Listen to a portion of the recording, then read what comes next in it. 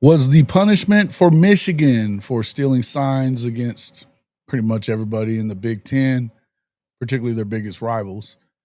And playoff games included. Was it enough? Was the little slap on the hand enough? We're going to talk about it right now on the late shift.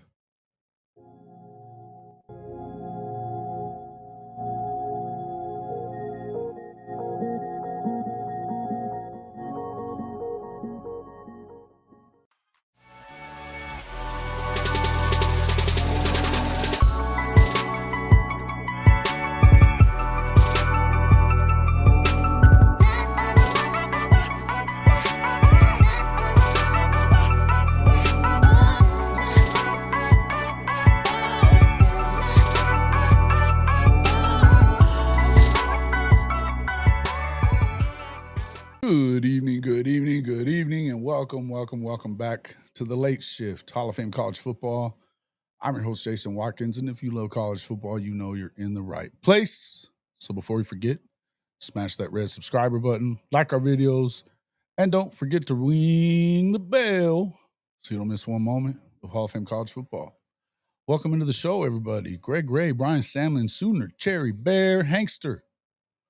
What's up, guys? Scott Walker, KJ Goated. Crucifix Autumn was the earliest in the show. Thank you for getting in here and hitting that like in. Appreciate that. Hey, good stuff. Hey, we already got us a super chat. Logan Licky, $20 super chat. My man. Thank you very much. Appreciate you showing what you do. It's been a long off season. Your show's the best. Keep up the good work, Boomer Sooner. Hey, Boomer Sooner, and thank you so much. I appreciate that more than you know. Appreciate that more than you know. Good stuff. Monty Cisco, what's up, my guy? B Miles, what's up, everybody? Good to see you all in here. Logan, thanks a lot again for that super chat, man. And I appreciate that. I don't know about it the best, but we definitely work at it. So I appreciate you very much. So, all right. Yeah, obviously talking into, hey, Neelio, what's up, my guy? Appreciate you. Yeah, damn shakes are starting. Shoot, I'm telling you, man. I'm tired of talking about stuff that doesn't really matter. Rob077, good to see you. Yeah, it's kind of one of them deals, right? It's getting to the point where we're talking about stuff that doesn't really matter. And definitely this deal on Michigan, I don't know how much it matters as far as, I guess my expectation was not to see them get, quote unquote, the hammer dropped on them for what they were doing.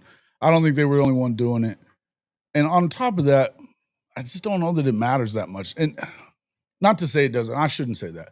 I think as big as anything, though, is like I said on the headline here, is as big as anything is the fact that you are labeled cheaters.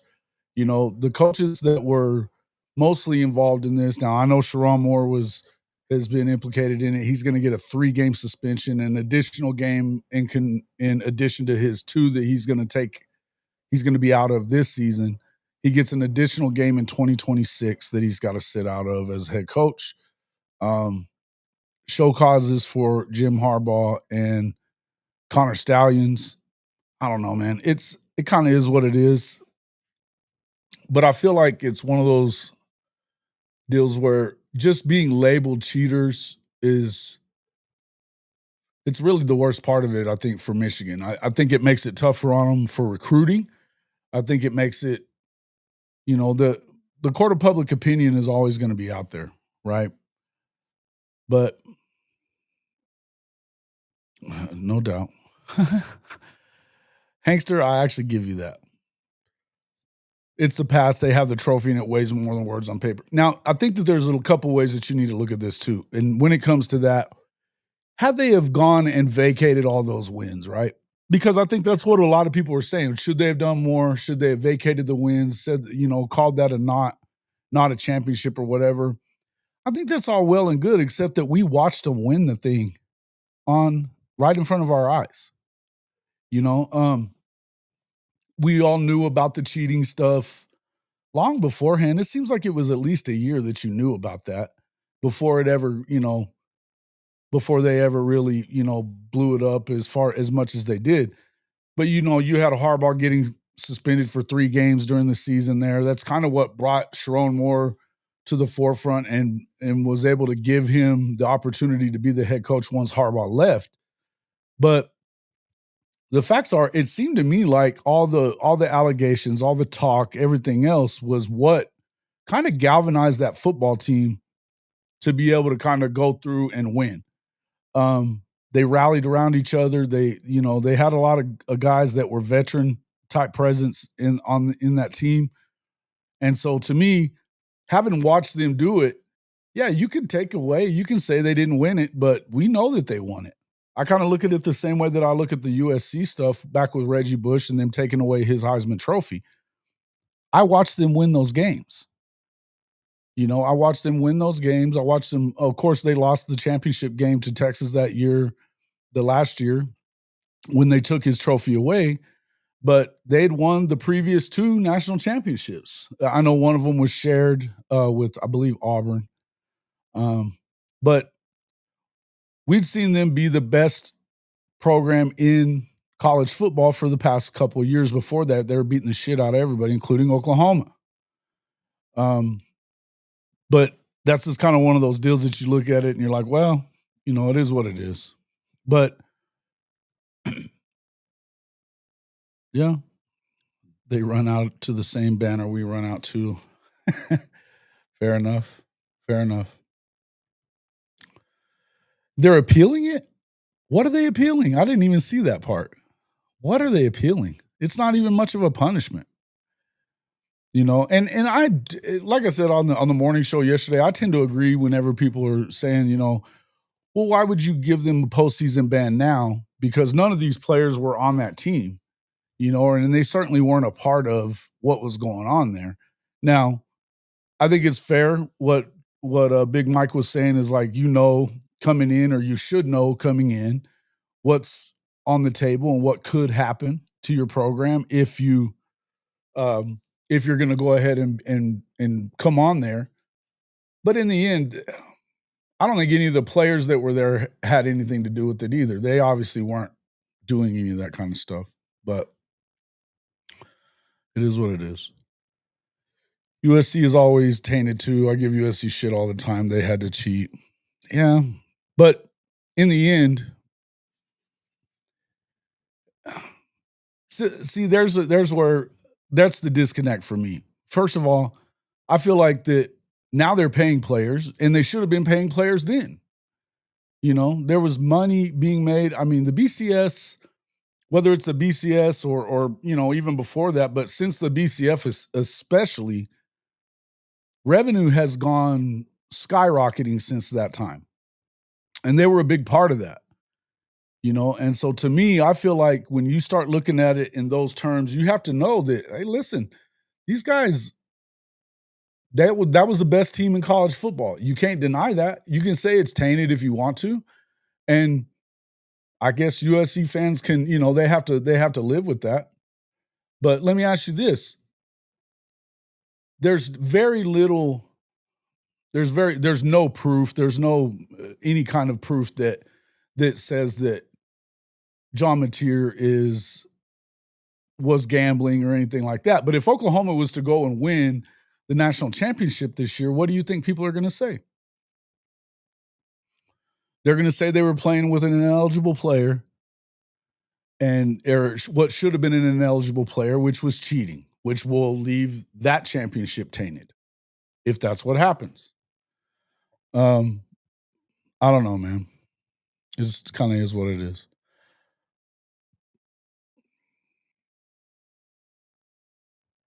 The dishonesty bothers me, but shit happens and it's never a war crime the first time.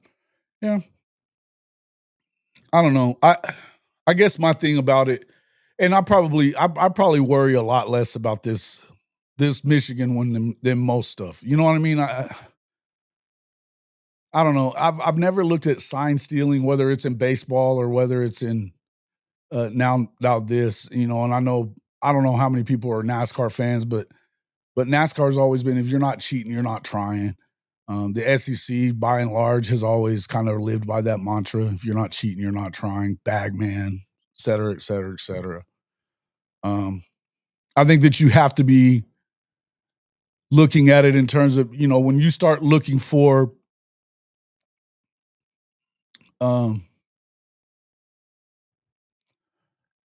ways to, to me, signs, look, your signs are out there. And to me, if you're going to sit there and you're just giving me a reason why you should have stayed lazy, a lot of the arguments that I'm hearing from like Ohio State fans is like, well, they had to change their signs in a week. That's not true. We knew about it long before that. Long before that game that they played them last season, last season, or 2 seasons ago, I guess, 23. They knew about it. He had already served his 3-game suspension. They had plenty of time to change their signals. Furthermore, if you're not changing your signals multiple times every year, then that's laziness on the part of your staff. And these staffs are fucking big enough to be able to do such a thing too. So I don't want to hear that shit.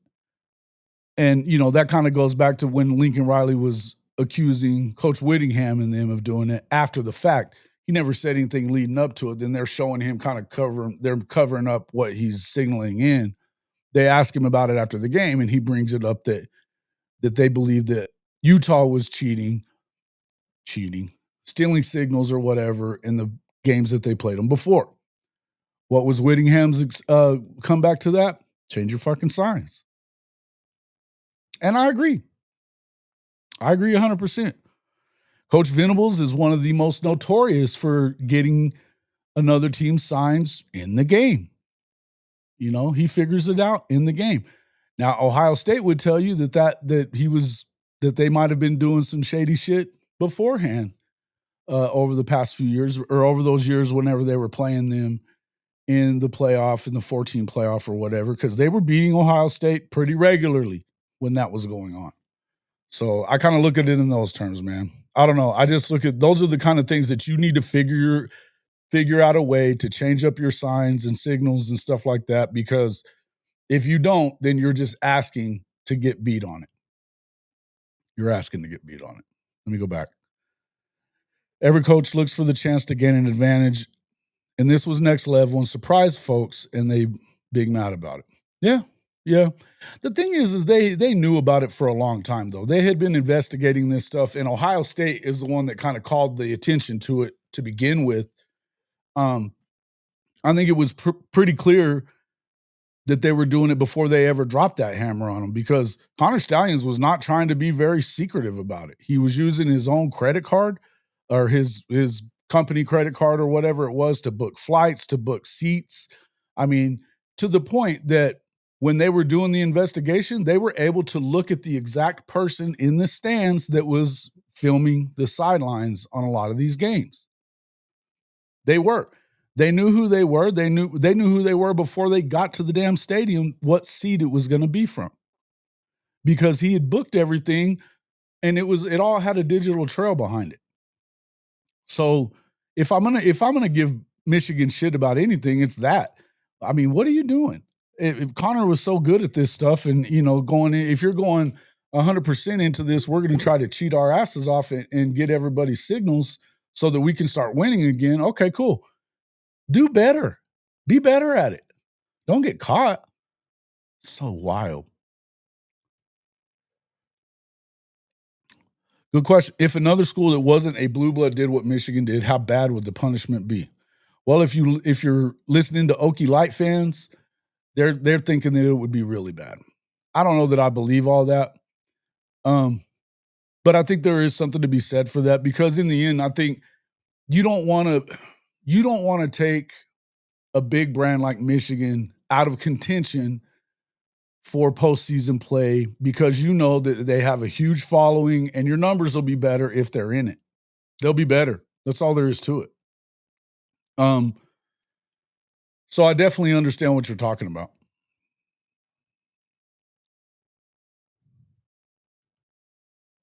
Thank you, TP, my man.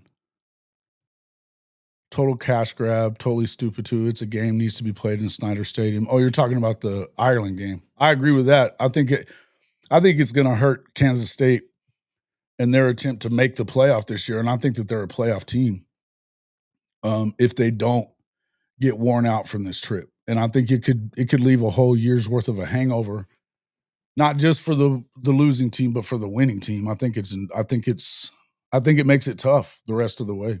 I really do.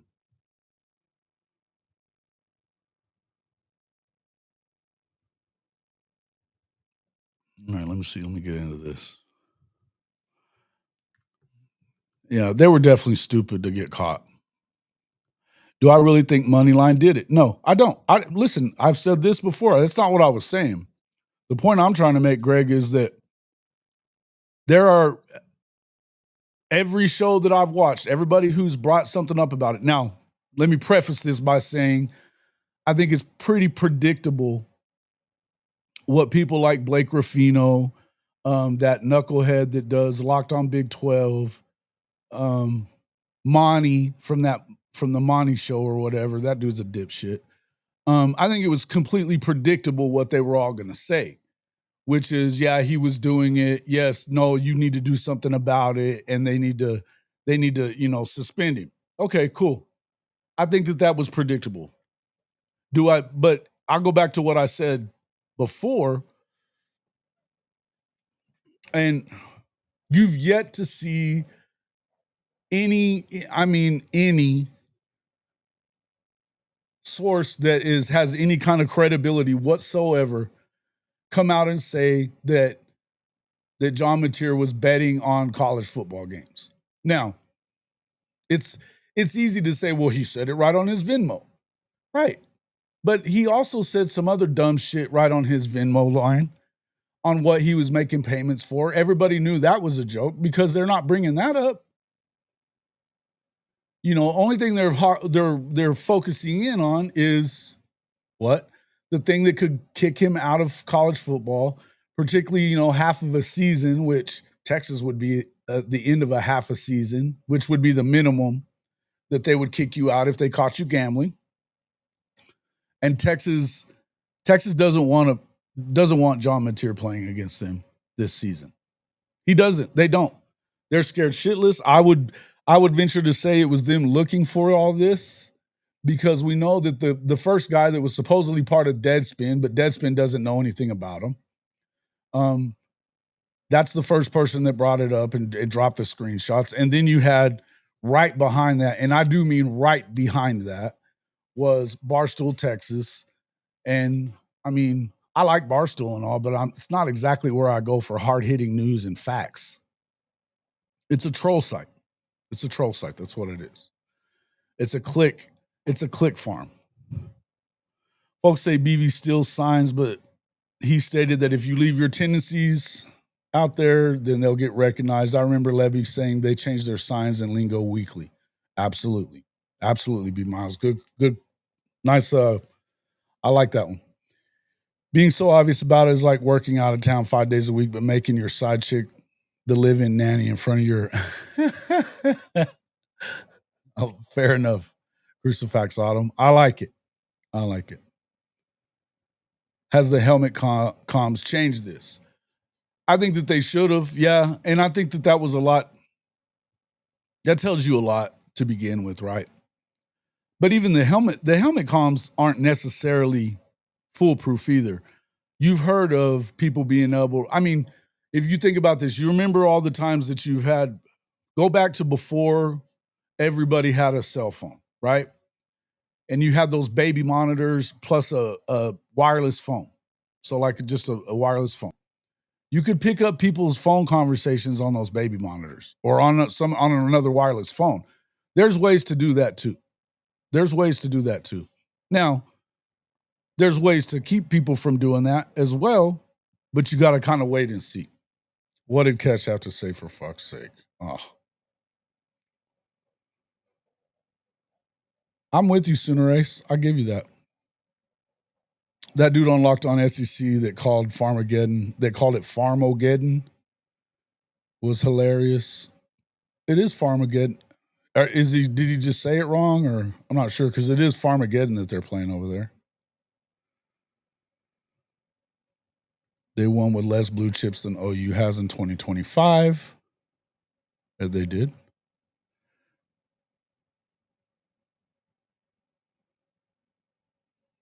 Yeah, no, that's true. I think that had they have done that, you're absolutely right. I think the NCAA has outlived its usefulness by a lot, right? By a lot. Now, supposedly, this new college football commission or college sports commission is what they call it, the CSC, is supposed to have control over all that and should be able to drop the hammer on them. They're going to be who kind of replaces the NCAA as the governing body or whatever, supposedly.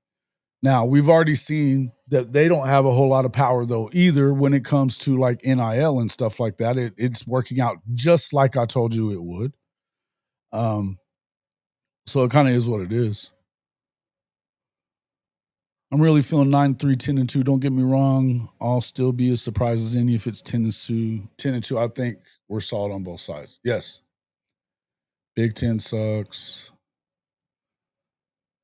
Going to be a ton of Bush Light consumed over there. Heard Arlingus Stadium over in Dublin had tons of it shipped over.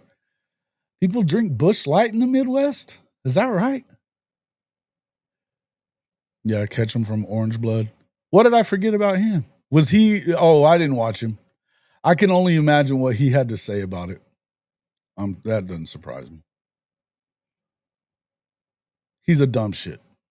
No doubt about it, Moosehead. Monty's a clown. He's so predictable too in that everything that he says. And I'll say the thing, you know what? I like Blake Ruffino for the most part, him and Joe. Their show's okay. But the more I watch it lately, the less I like him because it's so predictable when it comes to Oklahoma. He knows, like a lot of people have figured out in the SEC, that the more you troll Oklahoma, the more clicks you get.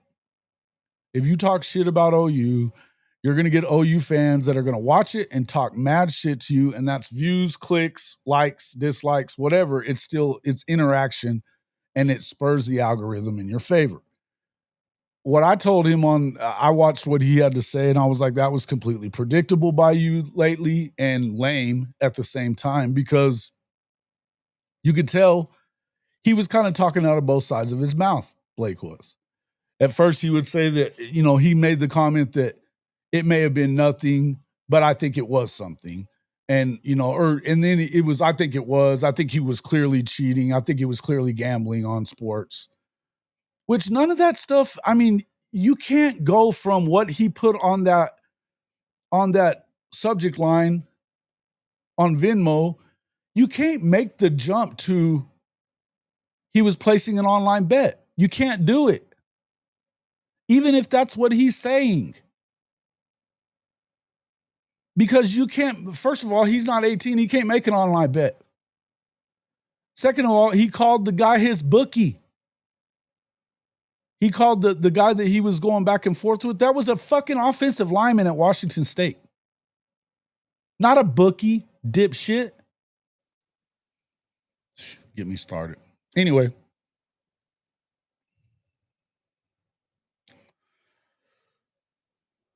I like it. Crucifix Autumn, you ought to comment more. That's pretty good. I like it.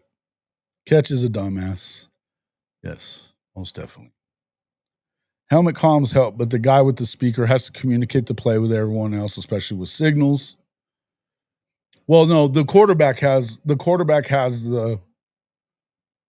helmet comm as well, so he can hear that.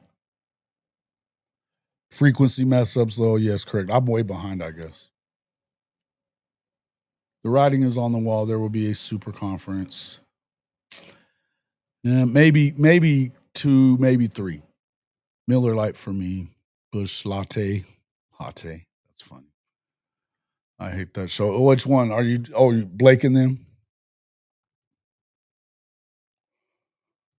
Clicks and Google reviews. I think I'd rather Keystone Light if I'm drinking cheap beer. Bush is a lot better than Bush Light. Okay. I had a buddy that used to drink Keystone like crazy. He pound a 30 pack, man. Oof.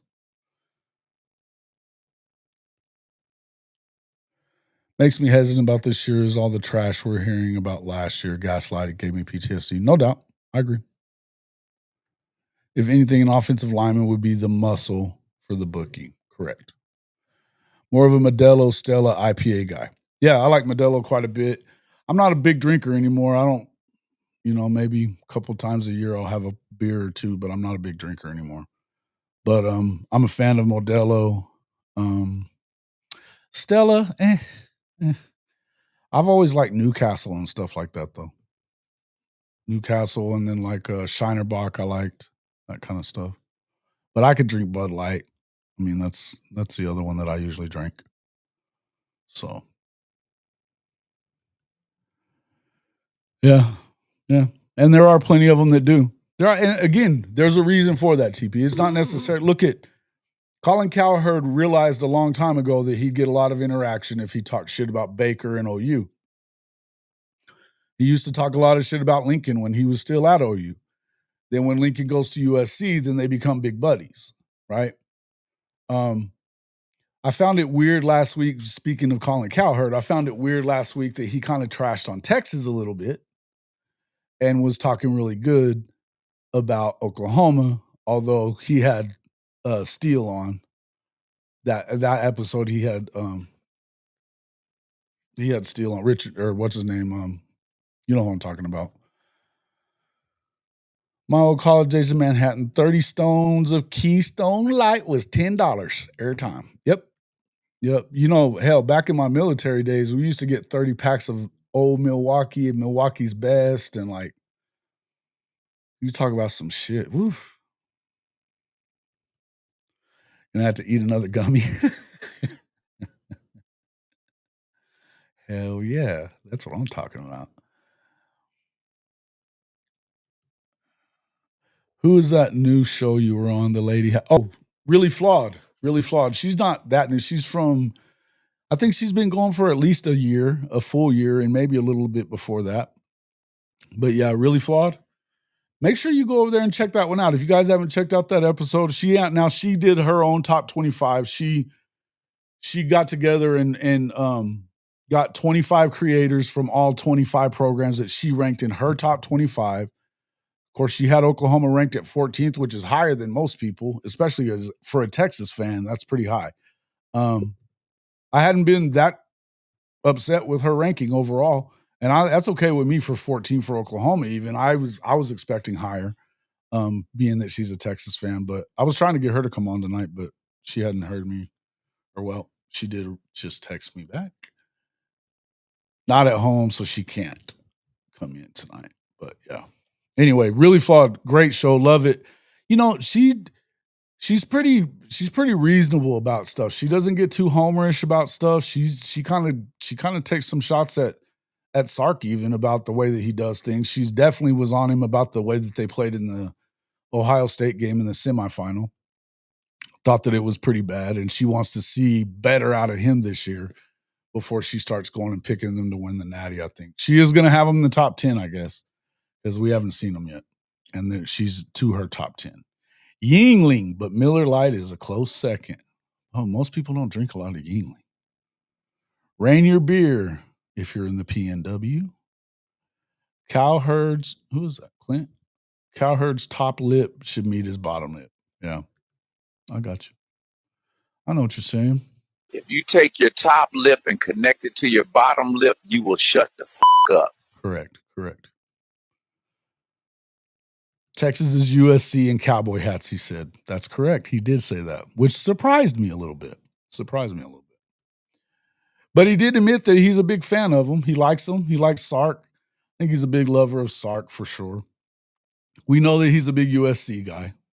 And he hasn't been right on a lot, though, when it comes to stuff about college football the last few years. So I think he's kind of flipping in the other direction because he knows he better. Who's to say getting caught wasn't the plan all along? Usher in helmet comms in place of a long-standing college football tradition and culture of sign stealing. Knowing Jim Harbaugh's history, this doesn't defy plausibility. Hey, Gabe Switala with some smart conversation. I don't necessarily disagree. Here's the one thing. I don't think that they were trying to not get caught because Connor Stallions was doing everything to leave a trail so that you knew exactly what the fuck they were doing. And Harbaugh definitely likes to thumb his nose at authority figures. He's always been that way.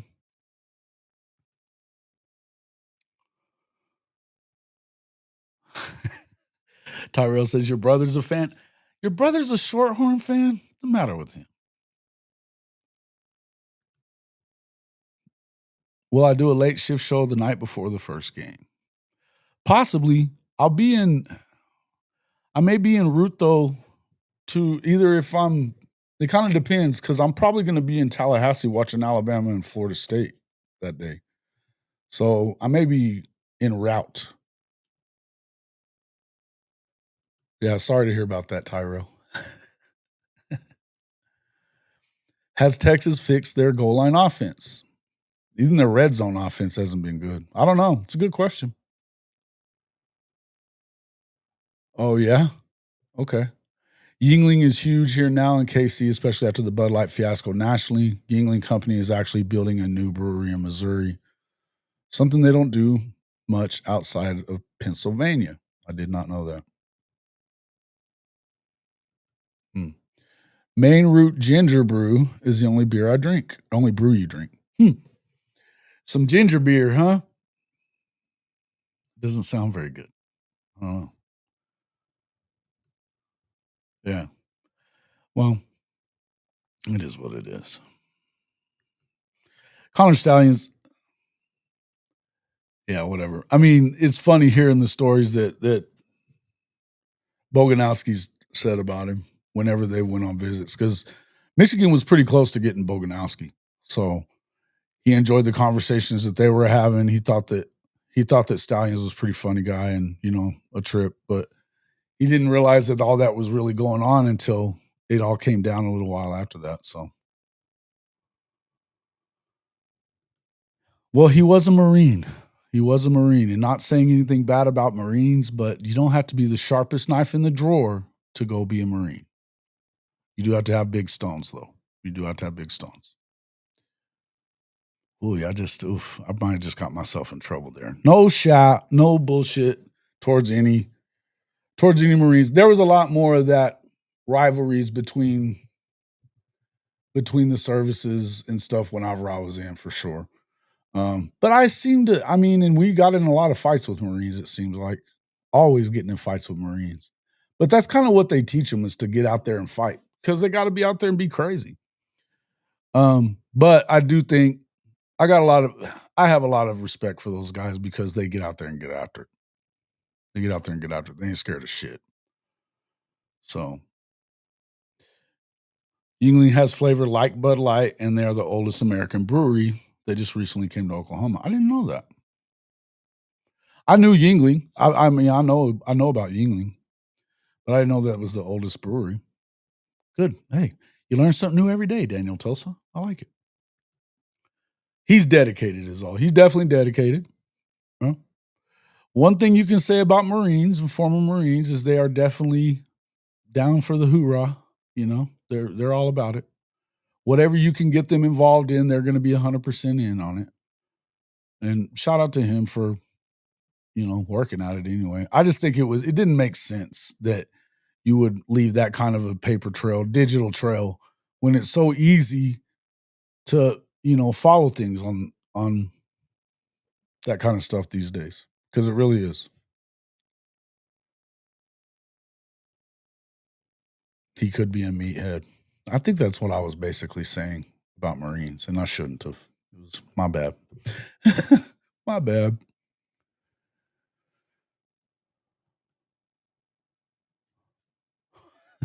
Man, I'm sorry about that, Jimmy says. Well done, Jimmy.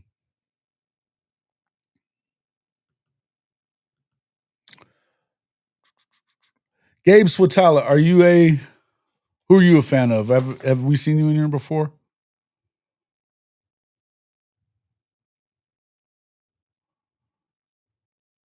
It definitely doesn't defy plausibility. Definitely does not. Definitely not. Let me see something real quick.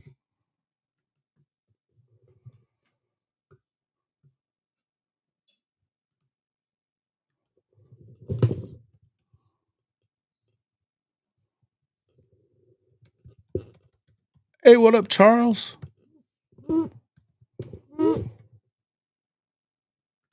He's a classic jarhead. Fair enough. Fair enough. I think that's basically what I was saying. Hell, when the whole Michigan sideline was yelling and pointing out the signs, it ruined the surprise. Yeah. You've seen Gabe in here before? Well, I've been getting some Michigan fans. I was wondering if he might have been a Michigan fan, but I'm not sure. I don't always see everybody. Have I tried to make content with Bentley? Maybe get him on the show, or at least his dad. Hey, I wouldn't mind having Bo on the show. I don't know that Bo would come on the show. I think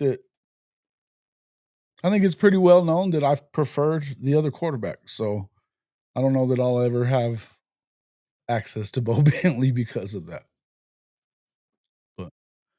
And I do like Bo Bentley. I think he's pretty good. Hey, man, appreciate you there, Crow. $10 super chat without a chat from Crow. Appreciate you as always, my guy. Throw in something else you want to say, and I'll make sure to get it up there. I saw the Boomer Franken sooner, so I'll start with that. That's a good question, though, Daniel. You know what? I would talk to anybody. As a matter of fact, may end up working out to where there's a recruit that I don't think a whole lot of Oklahoma people know about. I think he is, from everything that I've heard, and everything I've seen on this kid, he is a freaking steal. And it looks like he's locked into OU on the quiet tip. We're efforting through another creator friend of mine to get him on the show coming up. It'll probably be like in September when we do, if we do. But excited about that, and I'll tell you more about that later because I think that they kind of want to keep it quiet. But we may end up having to fight Alabama for him. The guy's a stud. And nobody knows who he is. Will Auden Sexton and Jake Taylor be ready to play by the season opener? Yeah, I think so. Sexton is, it's hard to really predict stuff with head trauma. You just don't know. It kind of depends. And apparently, from what I understand, that was quite a collision that he had. So more times than not, concussions are usually good by then. I mean, we're still talking 2 more weeks. So, more times than not, people are ready within 2 weeks. It's been a couple of weeks already, or at least a week plus since that happened. So I'd say probably more than likely. Yeah. We'll see. Wish an actual update would come out on Jaden Gibson. I don't think everything that I've heard about Jaden Gibson is to not expect to see him back. And I hate that. But I think that there's something aside from the injury. And although I don't think that he's ready to come back from the injury, just so I want to make this clear. Jaden's not ready to come back from the injury, but there's been some other stuff added to the problem since then that I know of. And I don't know completely about it. I don't want to say anything because I don't want to say anything that isn't correct. And this is where I'm at on this stuff. As a former reporter and writer, you get it right or you don't bring it out. All I want to say is that there's something going on aside from the injury, which he isn't ready to come back from injury. I think if he was going to come back, it's probably going to be mid-season, around sometime in the season. But there's some things going on outside of football that could also stand in the way of him coming back to OU this season anyway. That's all I'll say. It's an off the field issue. I'm not exactly sure what. I haven't gotten enough information about it for me to comment on it, but I'm just telling you, since you asked me in 1991, I wouldn't expect him back. That's all I'm saying. I wouldn't expect him back on the field this season. The good news is You probably don't need him this season because you've got some really good players in the fold, right? I like his size at 6'6". Ivan Carry-On, ever since I brought that up that we hadn't heard anything about him, he's been freaking killing it. We saw that what a freaking play he made on that play from Mateer. Sounds like he's doing his thing. I think that there's a lot of stuff like that. As far as that goes, I think there's a lot that's a lot of players in that room that can kind of make up for the loss of Jaden Gibson. I like the guy a lot. I think that he was ready to break out, and I think it sucks that the injury happened, but I think there's more to it right now. Who disrespected? Who did I disrespect? Oh, no, I didn't disrespect him. No, you're right. I agree with you on that. I don't think I disrespected him. I think it's fair to say who you think is a better player at the moment. You know what I mean?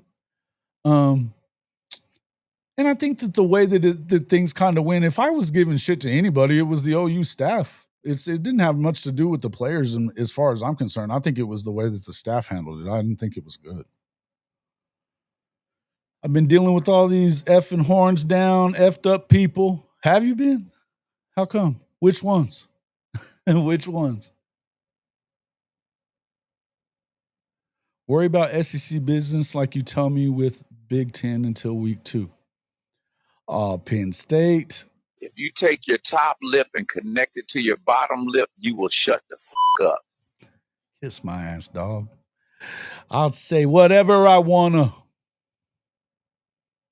I have a show. OU should be vanilla in week 1, though. Well, yeah, they shouldn't have to do much to beat the crap out of Illinois State. No Gibson at all. Wow. Yeah, I wouldn't expect him back. That doesn't mean he doesn't end up back because I think he might be ready to be available by about mid-season. I know he did. I know he had a setback as far as in the spring he had a setback, right? That was a concern, and it was early on in the spring. So I don't know exactly what it was, but I know he did have a setback. Now, we heard Venables talking about that they thought he was going to be coming back pretty early in the season. You know, that he should be ready pretty early in the season.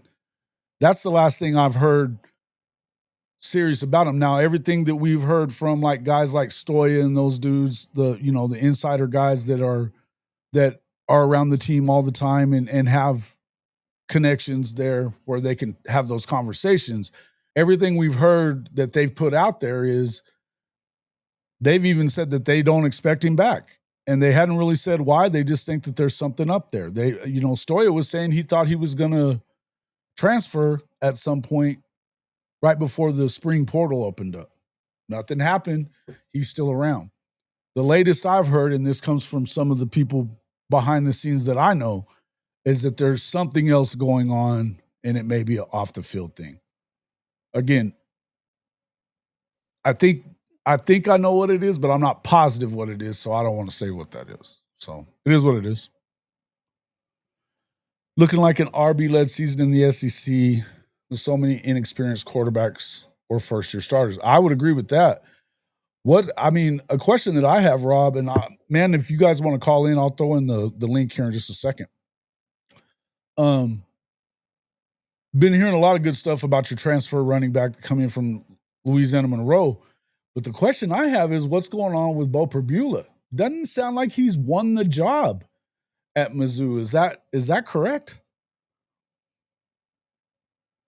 11-1 for Crow. Ooh. Okay.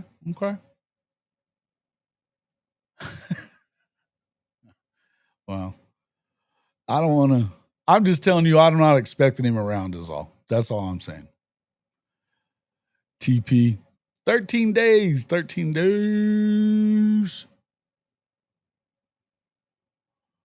Oregon will be in the whiteout. Good call. I kind of figured that. That's week 4? Is that week 4? Penn State.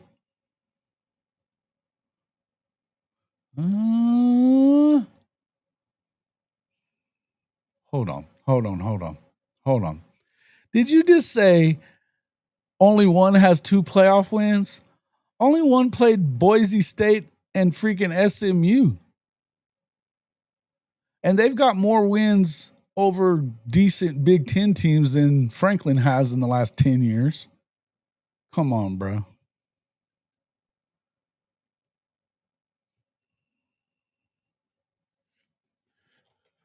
Bring on an FSU, bro. Okay. I could do that. I'll see if I can get Pittenger on. And then there's another guy. Actually, you know what? Let me see if he's up. Let me see if CJ's up. Where is he at?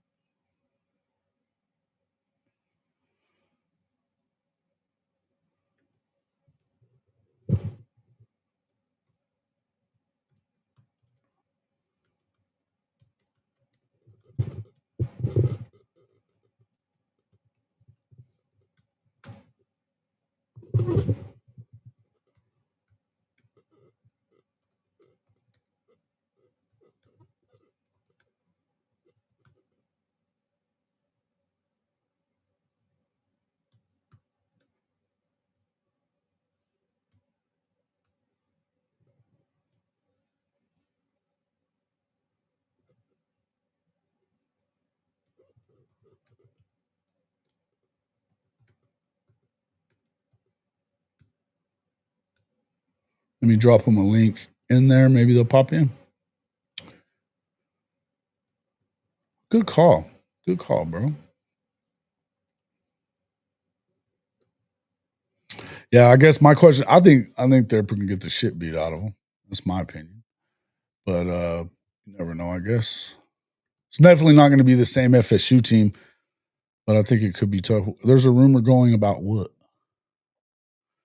Go Knowles, says Crow. Neilio. That's too much. I do. I trust him. I know not everybody does. I think he knows what he's looking at. He's got a lot of experience. So what's the rumor there, Trojan? Give it to us. What rumor? I'd love to hear about that too. Oh yeah. Good call. I brought that up on the morning show yesterday. It's pretty wild shit. Oh, you on the golf course in the morning? Woo! I'm gonna be out there tomorrow too, man. I had the weirdest 9 holes the other day before lightning shut me down. I made a bunch of bogeys, but I hold a bunker shot for birdie and then 100-yard shot for eagle on another hole. Bunch of bogeys, no pars, a birdie and an eagle. No, one par. It was kind of weird. But even I was just missing a bunch of putts, but I hold out 2 shots with a wedge. Pretty cool. It's been a while since I've done that.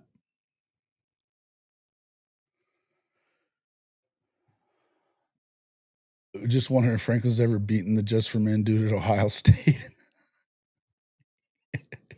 He is not. Oh, Hankster. That is the comment of the night. Oh man, that's too fucking funny. All right. I'm gonna drop the link in here. What I'll do is you won't be visible if you come in. But you can come in, ask whatever questions you want. Like I said, you won't be visible when you come in. I'll put it behind my head. So come in if you'd like to. No faces, just voice. Penn State won't make the playoffs, says Crow. I think they may make the playoffs, but only because they don't play anybody.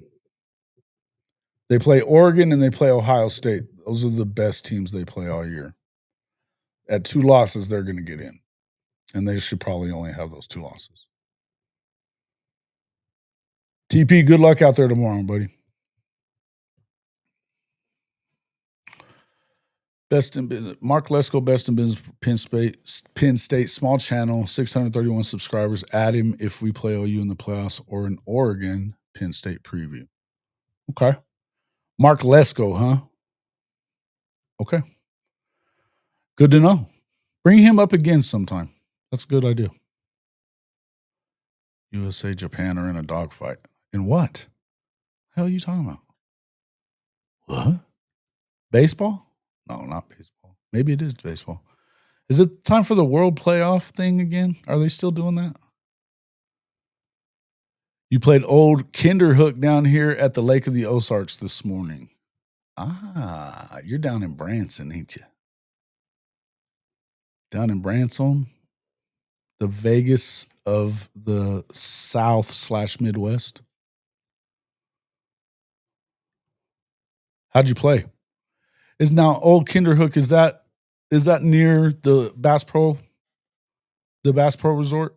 Or is it one of the Bass Pro golf courses?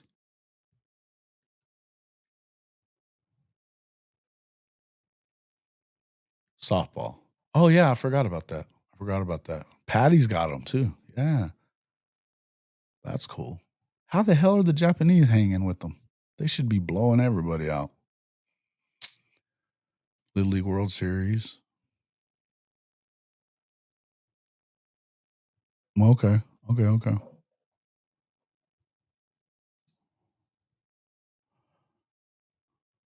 Oh, okay. Near Camdenton, right off the lake. Okay, so it's not a Bass Pro, but it is around Branson then, right? I've only been to Branson once. It was a long time ago, so I'm trying to remember. It was a long time ago.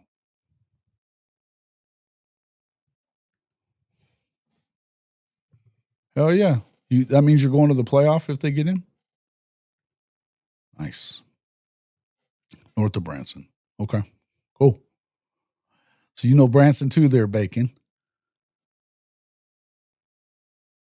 Japan's usually pretty good at most stuff. Especially women's sports. I should say women's sports. They're definitely pretty good at stuff. Cool. How'd you play there, Neilio? Did you hit them good?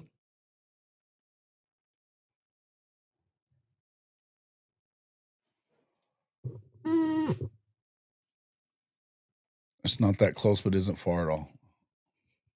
Okay. Right on. I have a buddy of mine that used to live there. He's from that area. I met him in timeshare in Vegas. He's a timeshare guy.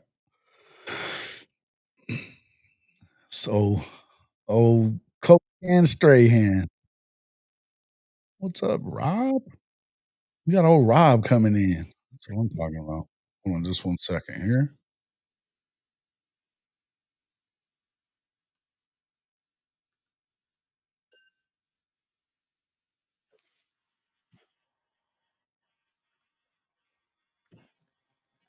Okay. And let me do something else real quick. I'll get you right in here, Moosehead. 1 second. Welcome to the show, Rob. You hear me? Hey, what's up, Jason?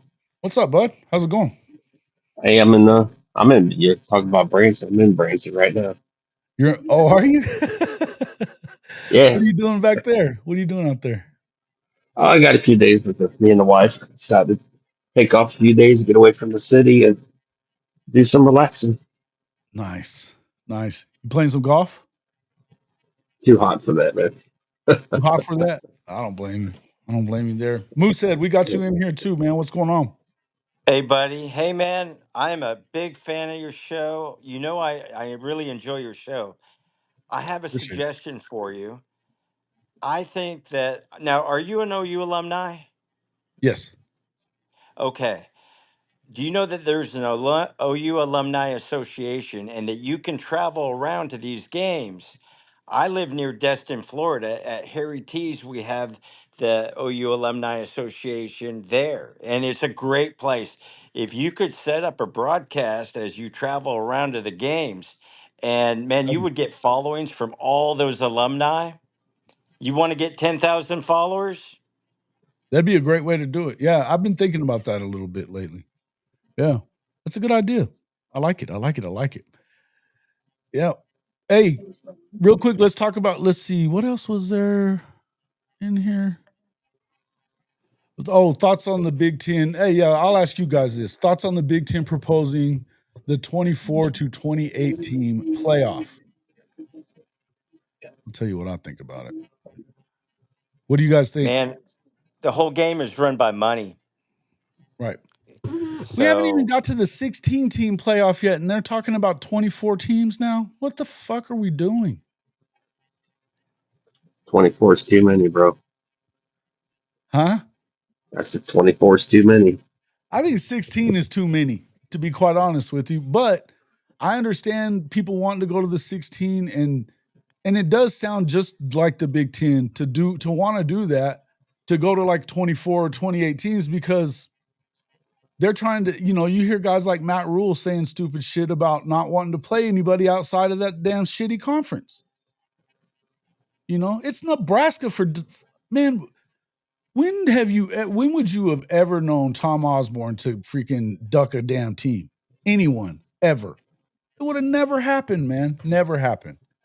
It's ridiculous. Yeah, I think this it's too late. We're never going to go back to 4. No. But if they're going to expand, make it 16. But also put in some sort of scheduling point system or rules to where you don't have people judging on who goes by merit, because there's those biases and stuff. Yes. So have a schedule set up, for each team. Like currently, let's say all teams like the SEC will play 9 games. Okay, and they go to all the Power Four, do that, right? Mm-hmm. Play your 9 conference games. Be forced to play a G5 team and or an FCS team if that's what you want to do, so they can make money or just donate it to them or whatever. And then play 2 teams from the Power Four that finished like Georgia was the first place team that's passed in the SEC, right? Have Yeah. them play a team that finished either first through 8th in the other 2 power teams, and set it up points accordingly that way, or See, and something that's to that exactly what effect. they do in the NFL. They have their interconference play it coincides with where you finished in your conference, with where they finished in theirs, right? That's Right. basically an NFL model, which I can agree to that, because then that way you can actually say, okay, X team played X team, and that doesn't necessarily mean a whole lot all the time, but at least you're kind of matching up the best team from this conference versus this conference, and then the 4th best team versus the 4th best team from these conferences, or whatever. At least you can actually come up with an algorithm on strength of schedule that matters, and it will allow you to really know who's the better teams, because you're not going to be able to go all the way like the NFL and how they select their playoff teams necessarily. But at least there should be, I think you have to play out of conference games. I think that allowing such a thing, and by the way, for the Big Ten people that want to say this 9 conference games, okay, but you got to remember that there's a bunch of these SEC teams and ACC teams that play each other in a conference matchup or a non-conference matchup, because it's an in-state thing, and their states aren't going to let them out of these games, and rightfully so, they shouldn't. These are big money makers, and it's a lot of tradition, which is what I think we're forgetting the most in college football that matters so much, is rivalries. Hatred is where it's at. It's all about hate and rivalries and stuff like that, and tradition and hate. You got to do it. That's what matters. That's hey what matters. Jason, Yeah.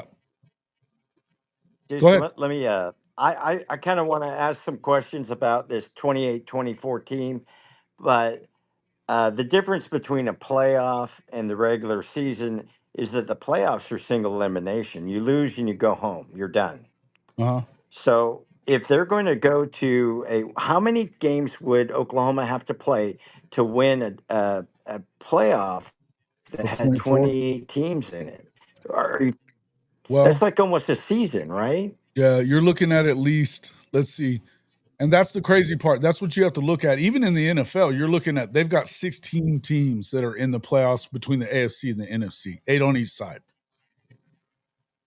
Or is that right? Is that right? So are you going to wait? Are you going to cut out the regular season? I mean, really, to me, it's just a marketing ploy. If you want to start the whole season as a playoff, I mean, what are we doing? What do they want year-round football? I yeah, you're getting there. And that's the whole thing is that well, and that brings you into a lot of other stuff, Moosehead, too, is that you got to look at it. Oh, he dropped off of there, but hopefully he can still hear. Oh no, he's back. That's the other thing is if they're trying to knock down the size of these rosters, but now you want to go to more games. Because right now you're looking at if they go to a 16 team playoff, it's going to be 17 games for anybody that at minimum 17 games for you to win the national championship or play for the national championship. You will have played 17 games. So you got to figure if you go to 24, that's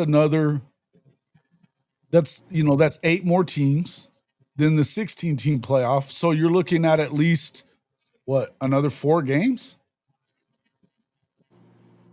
Yeah. What's the rationale other than making money? There's not one.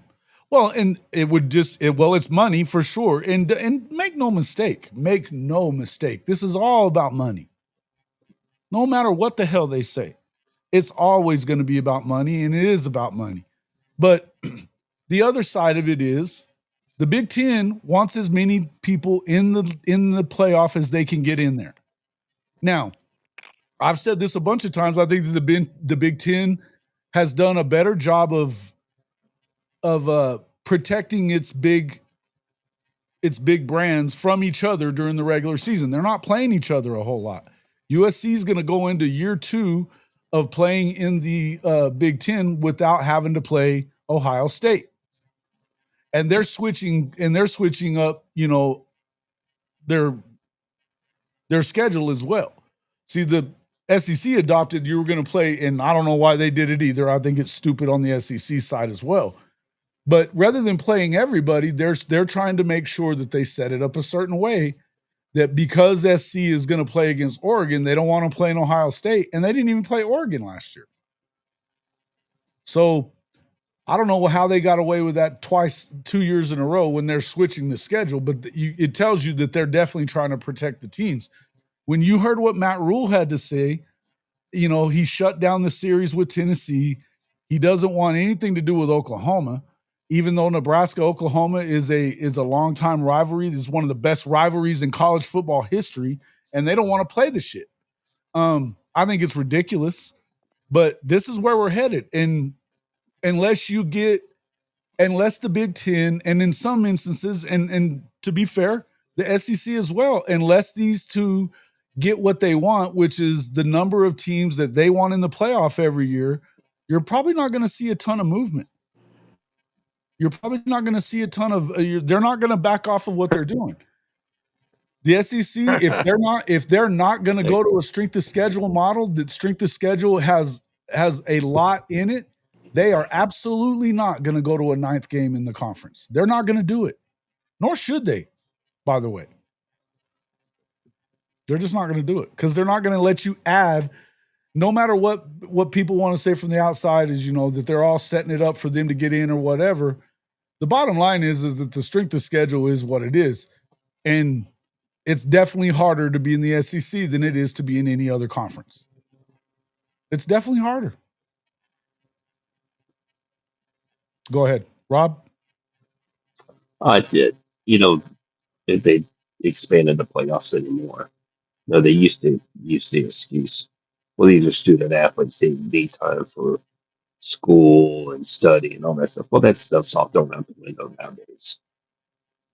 But I'm not agreeing with expanding the 24 team playoff. And if they do, that's just something us as fans have to deal with. Yeah. But I think move it to 16. If you're going to expand it, 16's perfect. You got to even them out and you can play an even amount without buys. It gives no other team advantages over the other. So let's go at it. Let's do it. And Right. I forgot to say, everybody out there, hit that damn like button. Hit that damn like button. Thank you. Neilio says, to me, the bowl games still have too much power or importance with college football. There's a lot of money being made. Correct. The first 2 rounds need to be on campus, then have bowls fill in for the semis and a CFP site, I guess is what or championship game site. Okay. Well, Yeah, like I listen, know, go ahead. like the last 4 games, the big the semifinals, the finals Mhm. are all tied to the big bowls. You could have the other, 8 games or 12 games all tied to bowl games, and that way they get their bowl games and advertiser money all in it too. So Yes. then you can have the other, how many other bowls? I mean, is there like 40 bowls now or whatever There's ridiculous a amount shit there ton of them. is? There's more than there Yeah, ever should have been. When they instituted the New Mexico Bowl, I knew that there were way too many. Way too hey, many. just think about this, Jason. You can have a HOF media bowl one day. Hey, one can dream, can't we? One can dream, Hey, can't we? there's That'd nothing be wrong with that. fantastic. Hey, listen, I'd be cool with that. Hey, Barstool has a bowl game now. Oh yeah, that's right. They do, don't they? They do. They have a bowl game, and they do a game during the regular season that they broadcast as well. I think, or maybe that's what they're doing is just that bowl game, but they definitely have the bowl game. Brian Sandlin asked if that D lineman that we're flipping from Florida State, is he good? He's very, very good. The kid from Bishop Gorman in Vegas. Here's what I always tell you guys this, and I mean about all the star watching and shit. Go look at the offers, then tell me if you think he's good or not, because he's got some serious offers. Don't listen to Texas fans. Just don't do it. 10-team leagues. Dave's here says 10-team leagues is the perfect amount because then you have 9 conference games covering all the teams. Okay. But we're already past 10-team leagues. We're way past that. I mean, you guys have 18 in the Big Ten, right? Heck, let's just promote 4 more teams to FBS, and let's have 10, 14 10 conferences or 14 10-team conferences and go that route. Let's do that. Let's The just thing, get okay, with wild me, if we're I gonna think get if you're wild. going to go to, I don't see them going to 2. I don't know about you, No. but I don't see them going to 2 because, well, frankly, the Big Ten and the SEC do not want to get that big. I just don't think that they do. Maybe the Big Ten wants to get bigger because they don't mind, but they're real picky about who they let in. They're real picky about you got to be AAU and align with their culture and bullshit like that. Which I think to some extent the SEC, they're more about the culture of the South and the footprint of the SEC. So they kind of want to stick within that footprint. I don't think that they want everybody that you're talking about bringing in. I think that they want to see Virginia, possibly Virginia Tech, North Carolina being their number one that they want to see come in. I could see them fighting to get Florida State, possibly Miami, if Miami was leaving. Though I'm not sure that Miami wants to go anywhere. Well, like when they brought Mizzou in, they didn't bring Mizzou in because they were a powerhouse athletic university. They brought them in because there's 6 million eyeballs in the state. Correct. On SEC football, and they're an AAU university. I think it's only 5 or 6 of the SEC universities that are AAU. I know Florida is one. I can't think of the other ones. Florida is But an AAU school? Yeah, I believe so. I know Miami is. FSU is getting close, I think, to being an AAU. I don't think they're quite there yet. Notre Dame just became AAU, but I don't know that they weren't just, and not that Notre Dame has an issue, like they couldn't handle it or whatever as far as that goes. I just don't know how much research they do. Well, I know Vanderbilt is too, naturally. Vanderbilt is certainly an AAU team. I'm pretty sure that Texas is AAU. I'm I'm not positive about A&M, but I know Texas is AAU. I'm not sure. I'm not sure, to be honest. But honestly, I think that's the stupidest shit in the world, but that's just me. I think that they made a big thing about that with the Pac-12, and look what happened to them. They got killed over it. Well, a lot of their multi-billionaires are all highly educated people, and Sure. they want to have that prestigious AAU tag on their universities. So, But I don't know the what that has SEC, to do with playing a sport. Why that has anything to do with the conference affiliation is dumb to me. It's not I like don't know. it's not like we're studying together. You know what I mean? That's It's not like we're moving classes to the place that we're playing a football game that weekend. None of it matters. None of it matters. So Huh. whatever, man. And it's you can tell that it hasn't helped Utah for certain. You know, they've been the biggest mouth of all of them that moved from the Pac-12 into the Big 12. And all they've done is just like make it worse for themselves, because in newsflash, the Big Ten is never going to allow the Utah in there. Never.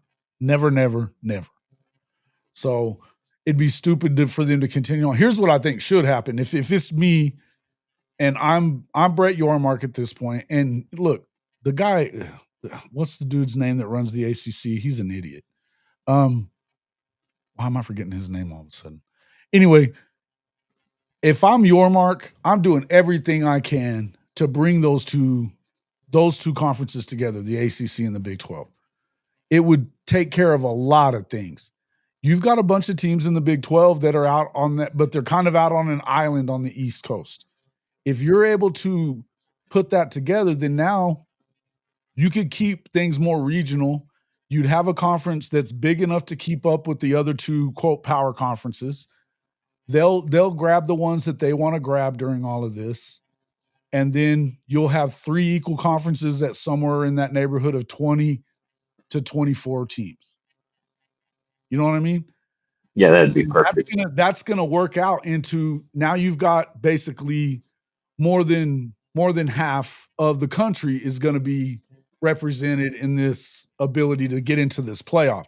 You don't have to expand the playoffs into 24 or 28, but you've got them in conferences where they can move into, that they can make it in. And really the main thing that they want in the ACC and the Big 12 is access.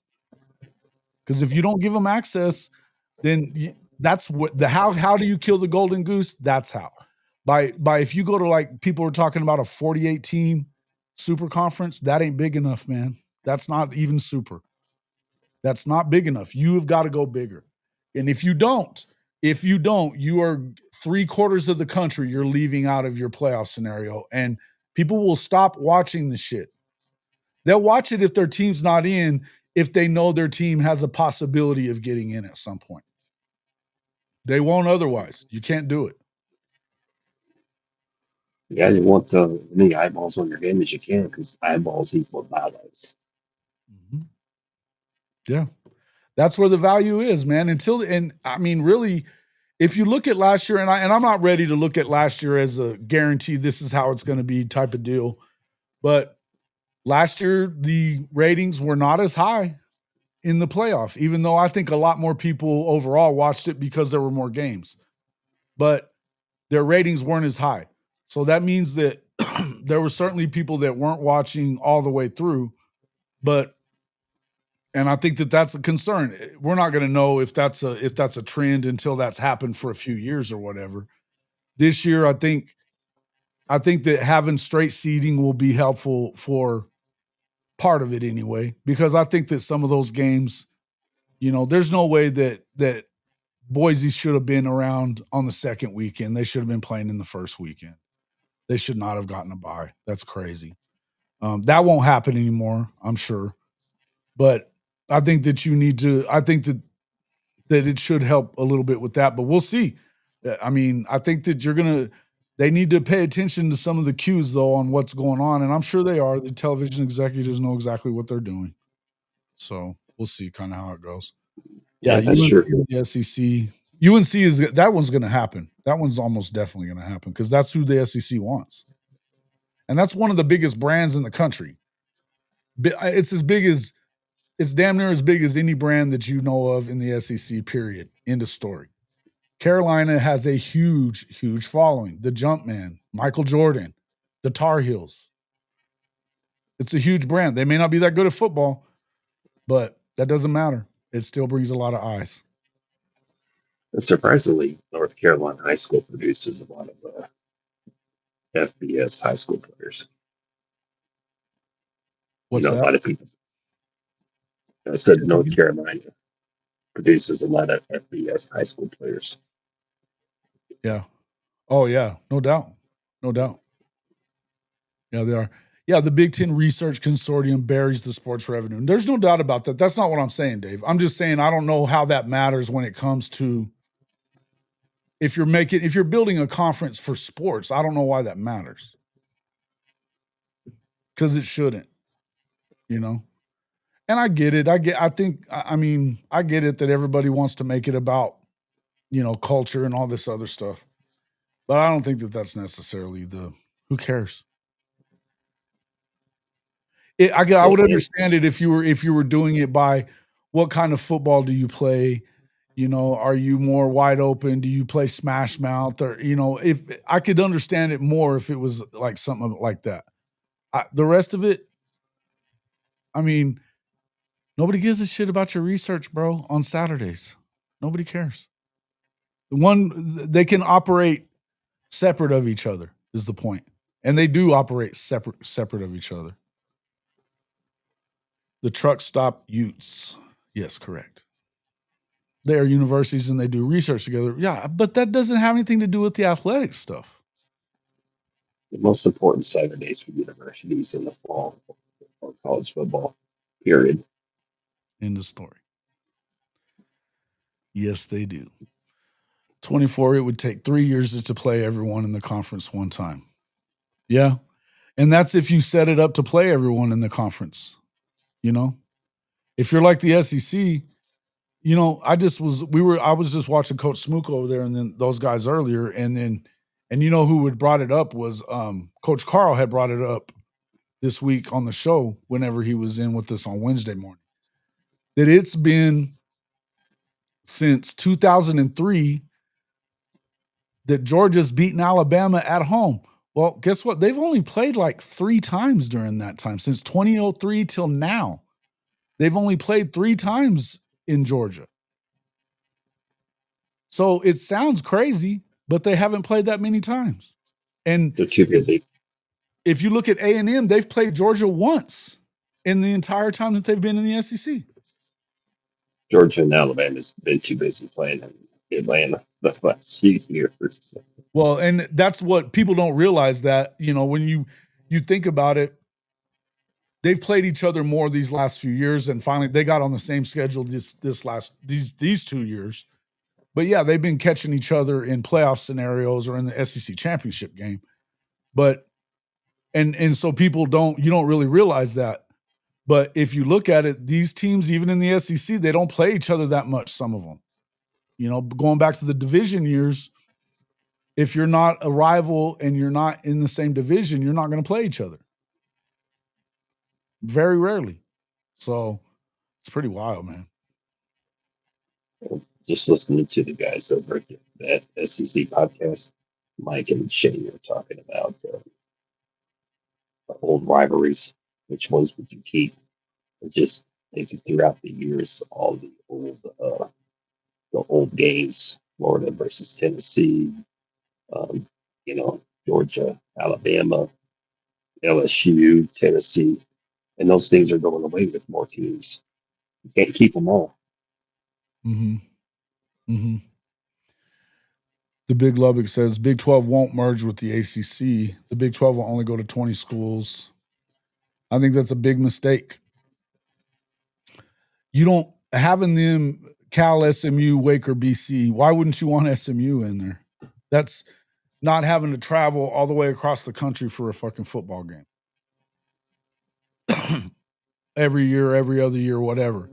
And the truth is I think that you would help your teams that are already there, like West Virginia, Cincinnati, that they can play each other. They can play the teams in the ACC right now and it adds more than just 2 other games that they can play on a yearly basis for West Virginia. Because right now you're looking at they can play Cincinnati and they can play UCF, and the rest of them they got to come they got to come west of the Mississippi to play. That's kind of unfair for West Virginia.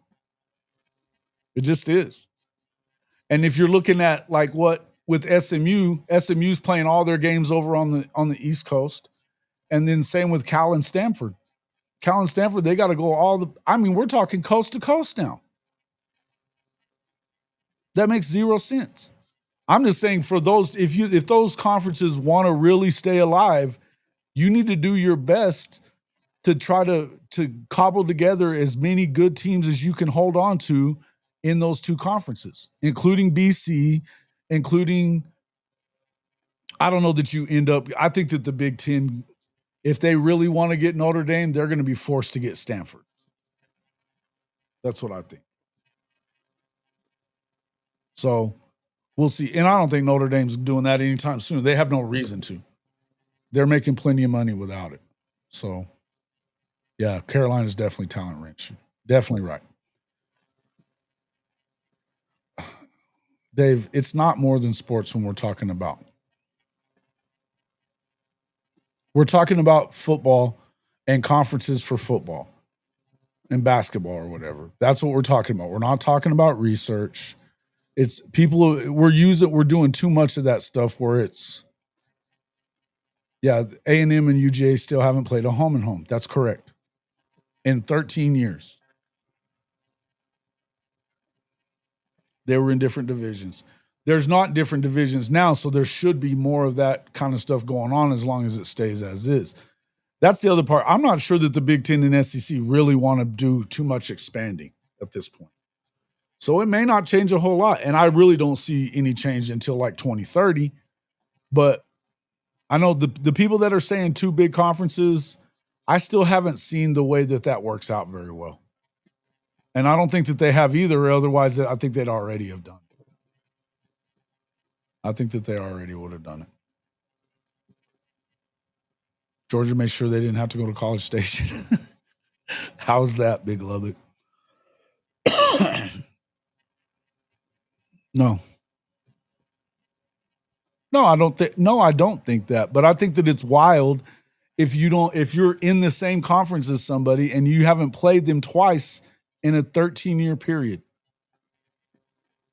I think Mizzou only played Ole Miss once in the last since they've been in the SEC. Who's that? Mizzou and Ole Miss has only played once, I believe. Oh, wow.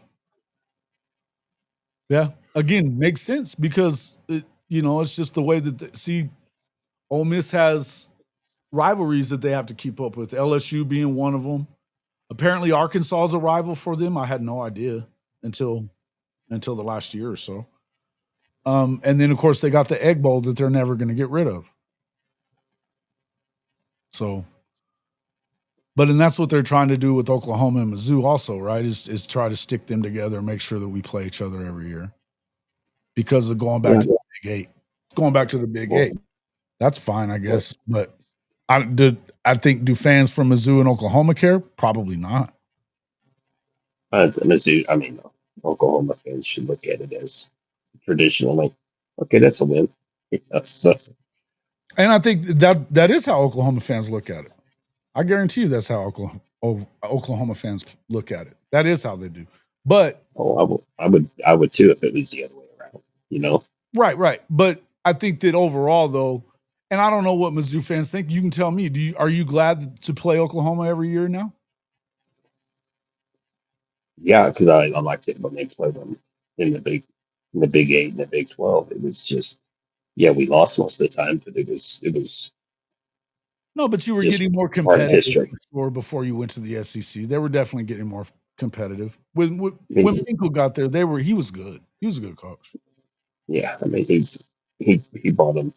From 1970, from the 1970s through the early 2000s, they played in just a handful of bowl games. In the 80s was horrible. Yeah. Mizzou doesn't have the most historical history, or their history isn't great as far as it goes going back like that for winning. But they've certainly been better, like in our lifetime. They've certainly been better in our lifetime. Oh yeah, certainly they have. They haven't been Purdue or Northwestern or Indiana for as Right, bad as Mizzou's been. They haven't been that bad. right, right. It still sucks that when we were um, not good, but still used to Kansas, who's even worse. But that's what rivalry games do to you, though. Mm-hmm. Mm-hmm. All right. Hey man, well, I appreciate you coming in, Rob, and spending some time with us, man. I'm gonna give somebody else some time to come in. Make sure you guys pop in here. But hey, thanks a lot for coming in, and we'll get together again, bro. We'll talk some more and get together here coming up soon. Are you coming to the Yeah, Oklahoma game? I don't think I'm gonna be. No? That's a big. Now I was hoping to, but I don't think I'm gonna be able to. Okay. But I'll be watching it Appreciate it. either hearing or screaming at the TV, one or the other. Right on, right on.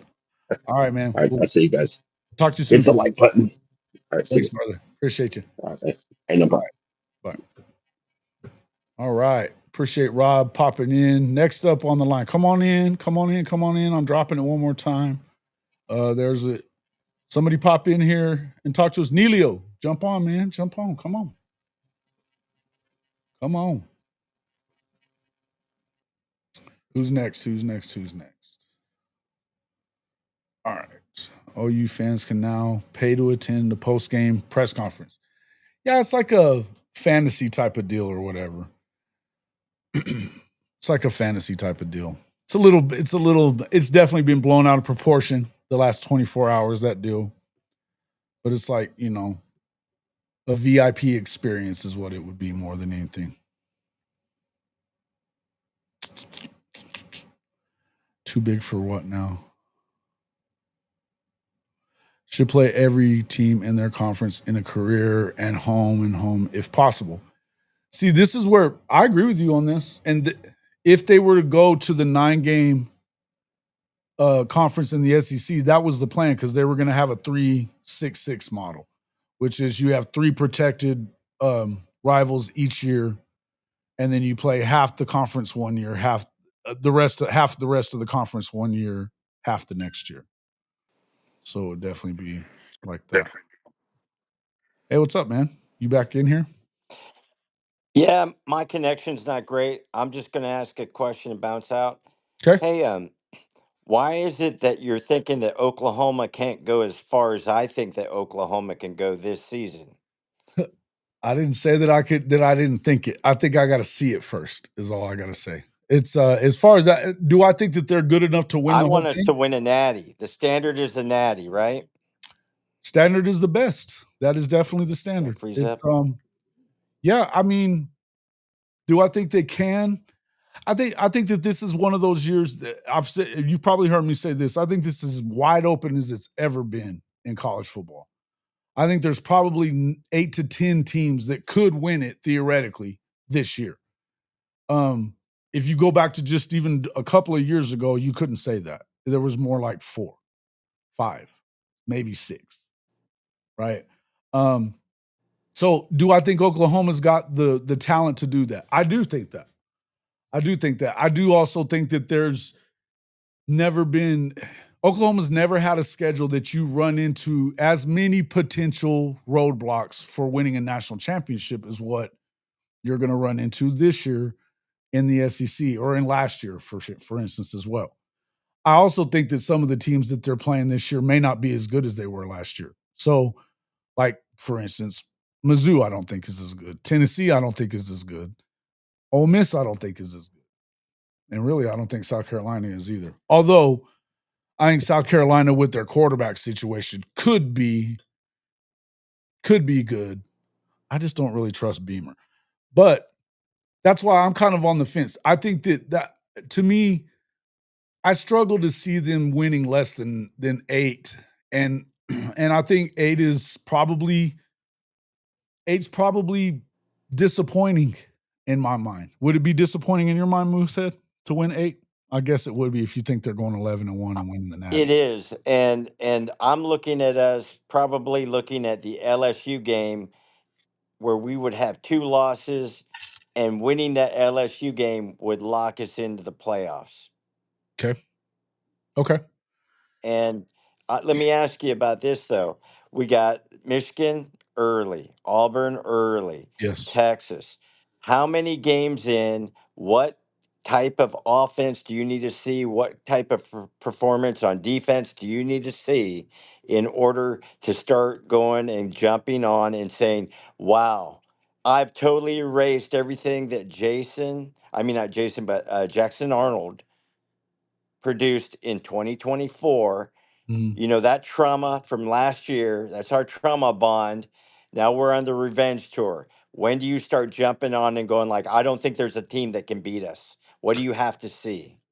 Well, here's what I'll tell you. I think that they could beat every team on their schedule.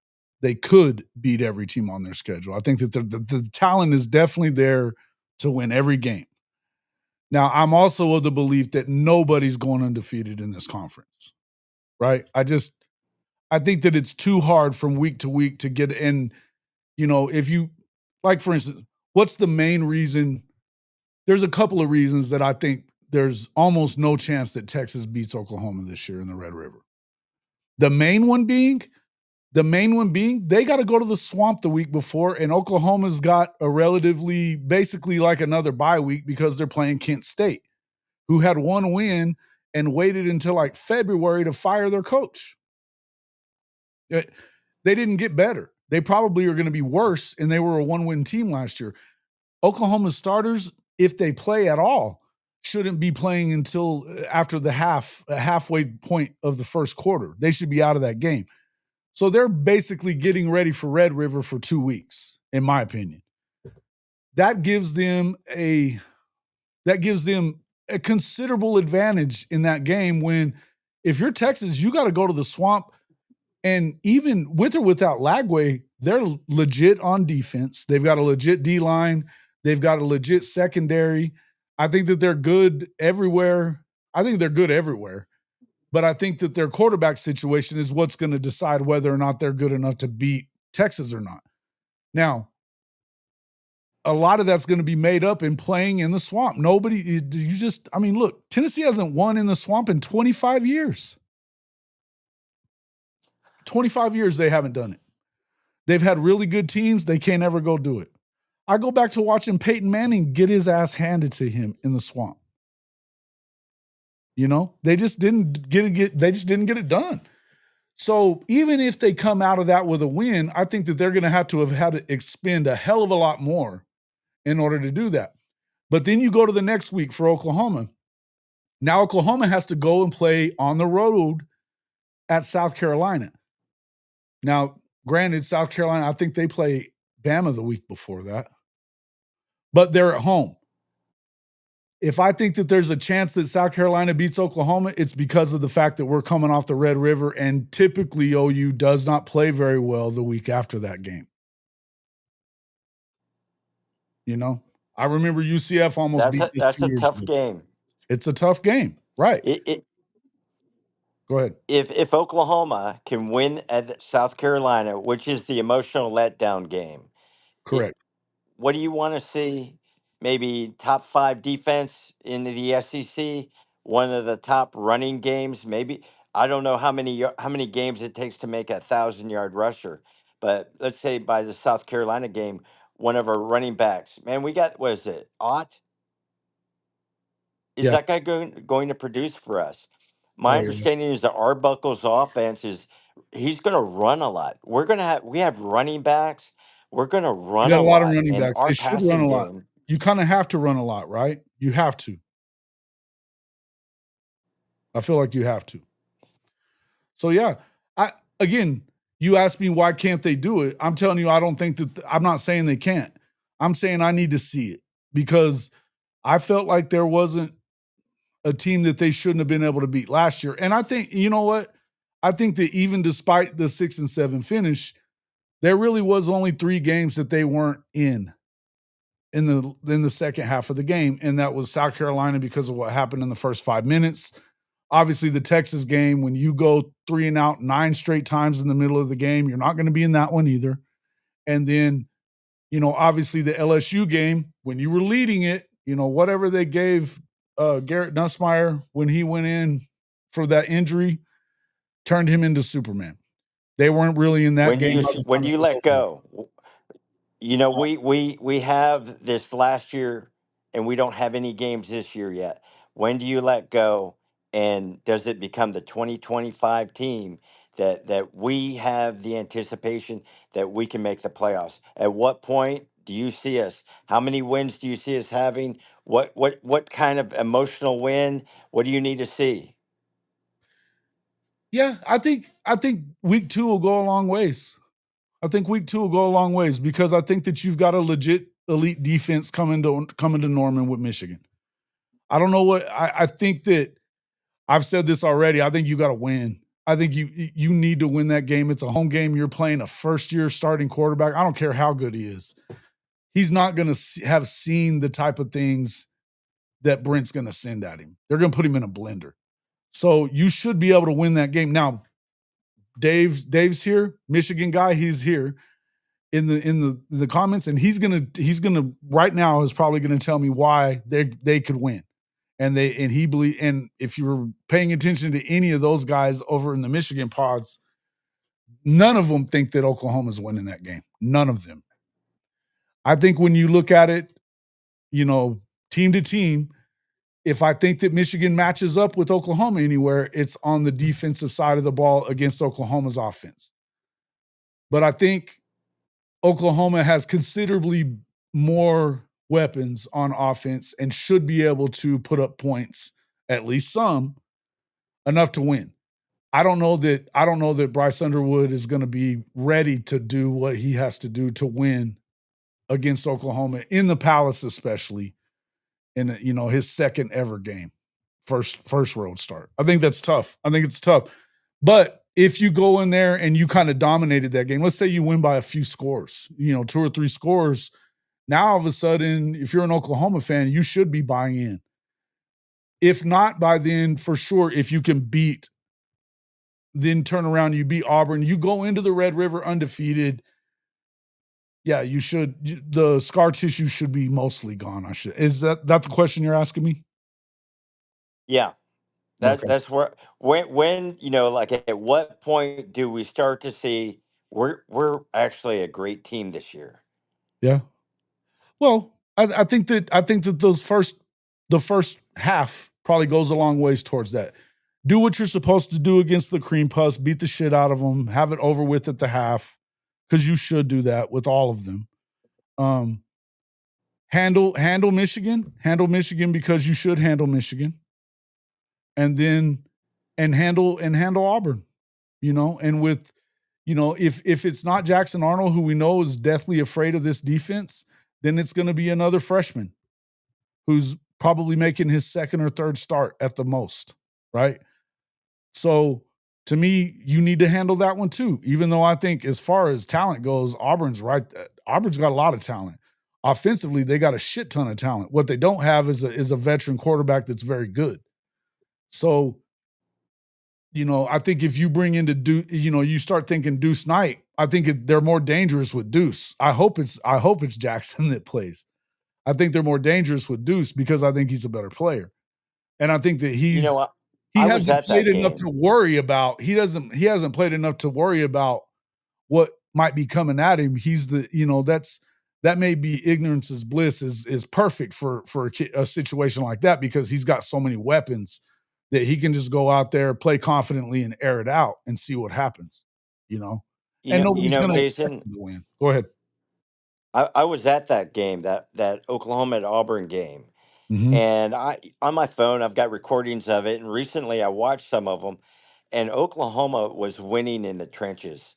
Our defensive line was dominating their offensive line. And it wasn't just physical, it was mental. They didn't know. I don't know enough to be technical about BV's defense, but those guys were so frustrated, and they would go after a guy and they would just put an arm out, and there'd be 3 guys tackling the running back in the backfield. So I just feel like we've got a lot of the right pieces, and I think we're going to be a totally different team. I think we're going to dominate, and I think that kind of what you're saying about what you need to see, I think we're going to start to see it definitely by Texas. If we can beat Texas by 2 or 3 scores, we can I take think it if you out of the beat Texas competitive by 2 phase. points, you're good to go, man. Just be undefeated and beat them. There you go. Because you never know what's going to happen in that game. That's the thing about it. Is that, I mean, we've seen the worst Texas teams that we've seen in the last decade or decade and a half, like Charlie Strong's teams. They were shitty, and they beat Oklahoma with Baker in them. Go figure, right? Go figure. Yeah. It happens. It happens sometimes. But you got to figure, Wow. yeah, it is what it is. But hey, man, I appreciate it. That's a good conversation. It's a good conversation. Thank you, Jason. You have a good Appreciate night. you. You too, man. All right. Appreciate that. Appreciate Moosehead coming in. Next up, call in. Hey, Dave, call in, talk to me about it. Michigan has a top 10 defense this year, and it'll be an issue for everyone. Y'all aren't Ohio State, for instance. What does that mean? Please call in and tell me what you mean. Because I'll tell you that Oklahoma, I believe, is a top 10 defense, if not a top 5. So, what do you mean by that? They're going to run the ball 40 times in a row. Good luck running the ball in between the tackles against this defensive line. Good luck doing that. That's going to hurt. That's going to be tough for them. Thanks for coming in, man. I appreciate that. That was good. It was fun. I think you're right about this. Hey, Rob, thanks for coming in, buddy. See you later. Yep. OU has a top 10 defense. I agree. Come in and talk to me about it, Dave. Yeah, they're going to run the ball. But here's the thing. If you run the ball 40 times against Oklahoma's defense, that's not going to – I don't think that really helps you. I think you better be able to throw, or else you're definitely screwed. Now, I think that Bryce Underwood can throw the ball. I don't know what kind of receiver core they have. It doesn't sound like they have a ton of one so far. It's going to be a defensive battle. Okay. But in a game like that, if you can't find a way to get the ball in the air, running the football is not going to work against this interior. It's not going to work. So if you can't find a way to get the ball moving through the air, I don't think you have a chance. If that's the case, I don't think you have a chance. Now, a year from now, in the big house, who's to say? I think it's a better game then. But I could be wrong. Here's what I will tell you. If Oklahoma doesn't win that game, I think it's a bad omen for Oklahoma for the rest of the year.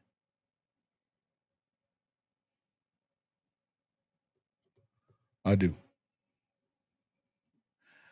12-11 and 3 overtime, says Sid Irish. Make sure we Woo, we're going to have to keep that receipt right there. We're going to have to keep this receipt. That's kept. All right. Michigan doesn't have any receivers. I have. I've watched a ton of them. I watch everything. I'm just telling you, look, last year y'all couldn't throw to save the starving birds at all. It wasn't the same. Look, last year wasn't really the same type of team, right? But I don't know what you have that makes you feel like you're going to run between the tackles, even running the stretch. I think you're going to have a hard time with it, man. I just do. And you're going to have to be able to beat us passing the ball. And I just don't really know that you're going to be able to do that. New Oklahoma offense will dominate. Well, I hope that they're able to move the ball on them. I think it's the biggest test for anybody is Oklahoma's offense in that game, because you are going to see an elite defense. I agree that I think Michigan's defense is going to be elite.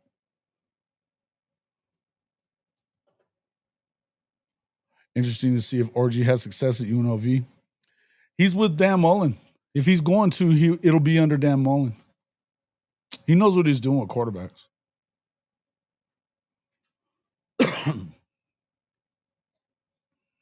But he doesn't throw the ball very good, right?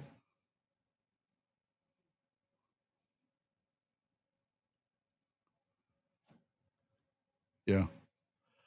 That's fair. If they can run the ball between the tackles versus Oklahoma, they deserve the win. Yeah, they're not going to run the ball between the tackles. They're not. I don't see him running the ball very much. Nobody really beat up Oklahoma on the ground last year, even, and they're better this year in the trenches than they were. Yeah. This will be the best DC Arbuckle has win against in 3 years. He's been calling plays. Will be. Okay. Yeah, I'll get there.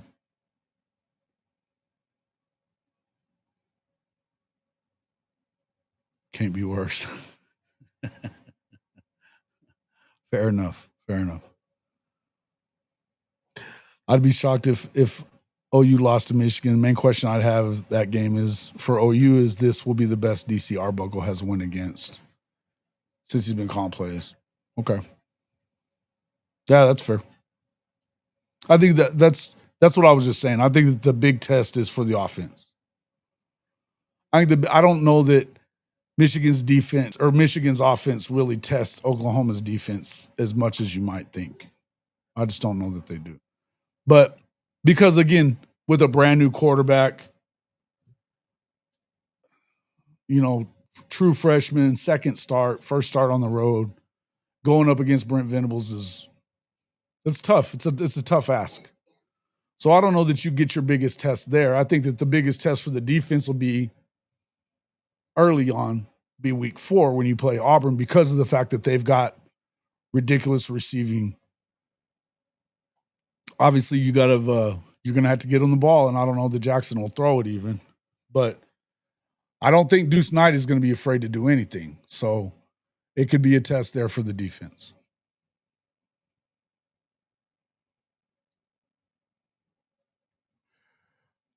Oh, no, I don't even think that that's true, Dave. I think that he is the real deal.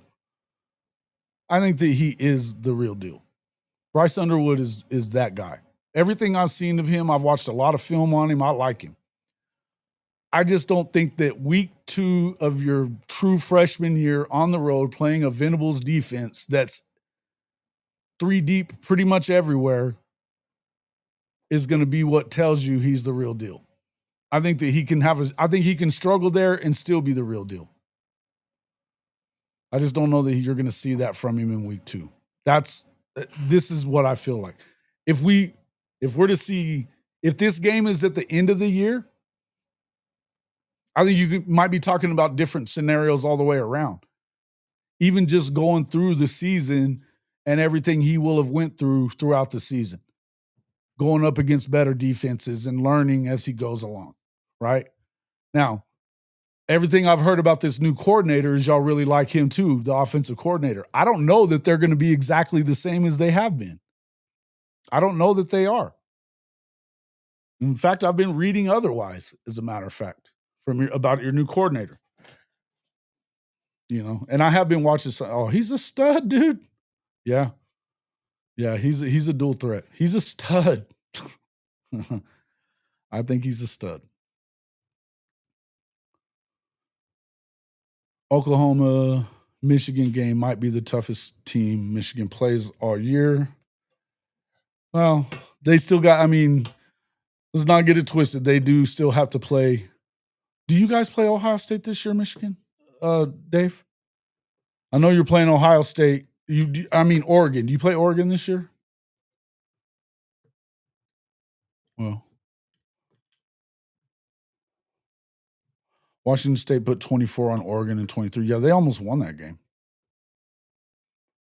But I don't know. Yeah, I don't know. I think their defense is pretty good. I don't think it's as good as what Michigan's was.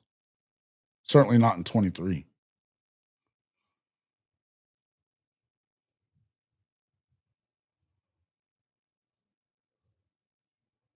As good as Dylan Raiola? Oh, yeah, he's better than Dylan Raiola. I agree. Yeah, he's the starter. There's no way they play that dude from Fresno State. No fucking way. Nope, just us and OSU. Damn Big Ten scheduling. Well, good. So y'all got it. So you feel like there's a chance y'all make it to the playoff then? That's pretty good. It's pretty good. Pablo Quintero, you have a good feeling this year about Oklahoma? So do I.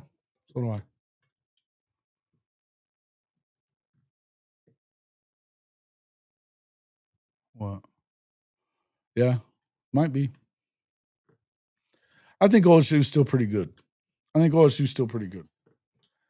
they have the best player in the country on offense and the best player, arguably, in the country on defense with Caleb Downs.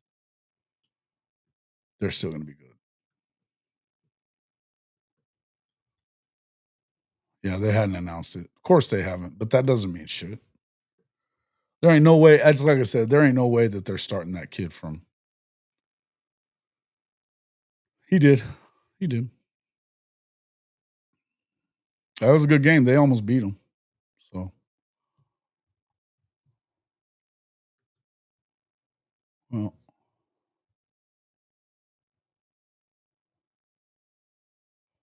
Yeah, Bryce Underwood's the real deal, guys. If you haven't watched him, go watch him. He's the real deal.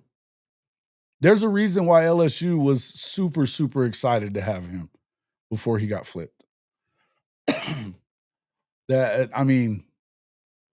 I think, you know what? And here's the deal.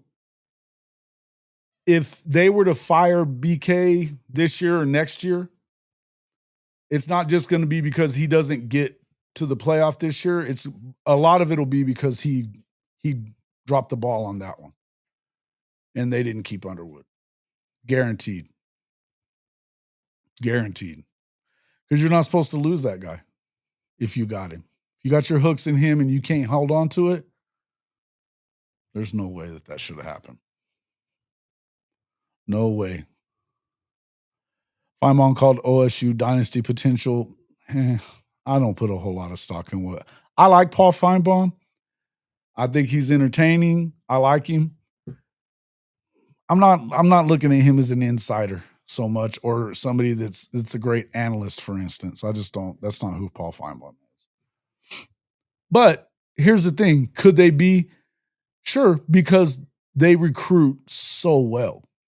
They have so much money to play the NIL game, right? They can be. But you can't call them a dynasty when they haven't beaten Michigan in 4 years. I don't care if you have a natty or not. You know? And what happens if they lose to them this year? 5 in a row? Ooh. Could you imagine them firing a coach 1 year after he won a natty? I don't doubt that. I don't think that happens. But it's pretty serious if you lose that game, man. And losing 5 in a row would potentially do it. Yeah. He's a big dude, man. He's got a big, big arm. He's stupid athletic. He's fast.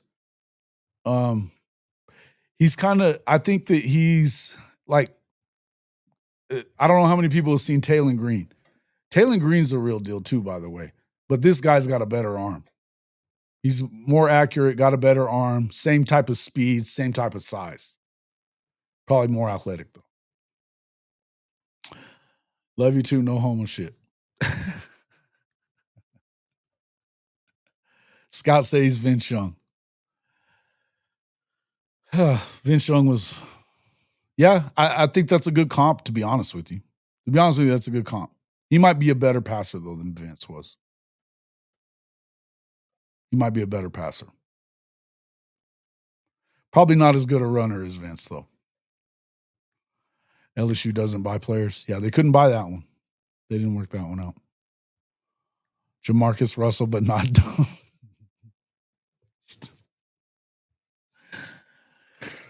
Are we sure that we really think he was dumb, or do we think that might have been just Les Miles doing what Les Miles does? Yeah. Yeah. Well, here's the thing. If you let's say he's Vince. Let's say he's Vince. Vince didn't blow up the world in his first year, right? He just didn't. And he was certainly athletic, but like the first couple of years, even he just, they weren't beating Oklahoma. They weren't winning against, but when the light turned on for Vince, I mean, that year that they won the Natty, he was unstoppable. Unstoppable. And the thing about everybody talks about USC in those years is how great they were on offense with having the 3 Heisman winners, right? Because you had Carson, then you had obviously what's his name, stupid quarterback, and then Bush, that they won it 3 years in a row, right? And you think about those guys, Lindell White, they had really good receivers too, a lot of really good receivers. But the truth is the reason they were winning national championships is their defense was better. Their defense was better than their offense was by a lot. Their offense was ridiculous explosive. Their defense shut everybody down. Why did they beat the shit out of OU that year, 55-19? It wasn't because of their offense. It was because their defense shut Adrian Peterson down and Jason White. Shut them down. Yeah, Liner. Yeah, I know who he is. Fuck him.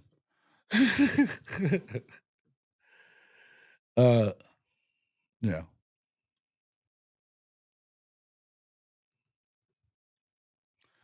He roasted our ass in the Rose Bowl. That was the year before the Natty, huh? I forgot they played in the Rose Bowl 2 years in a row. That's right. But see, and he was coming around to himself that it was the end of that second year. But if you think about that year, earlier in the year, Oklahoma beat the shit out of them. Beat the shit out of them. But that after that, he got better as time went on. By the time he got to that last year, you couldn't stop him. There was a story that Russell sent home with blank videotapes and asked about it in the film room the next day. Oh no. Is that right? Maybe he was. Well, that doesn't make him stupid. That makes him more that he wasn't. That means they were testing to see if he was that'd be, if you're honest and stuff like that. And yeah. Whatever. He was awesome in his last year. He was awesome at the end of his junior year too, though. He was, but he was unstoppable. His senior year, that's, to be honest with you, when I think about since I started covering the game, especially, and even since I started watching it, I think about the most dominant years for anybody. And you look at, I think Adrian Peterson as a freshman was one of those guys. What a year, I think Tim Tebow was one of those guys. I think Reggie Bush was one of those guys. I think that Vince Young was unstoppable. I think Ricky Williams was one of those guys. He didn't play on a bunch of great teams, but he was unstoppable, right? But what Vince did, and it makes me sick to death to say that, but I don't know that I've seen a better year out of anyone ever than I saw out of Vince. Was that his junior year that he did that? It was his junior year that he did that, wasn't it? Holy shit. Yeah, you're right. You're right.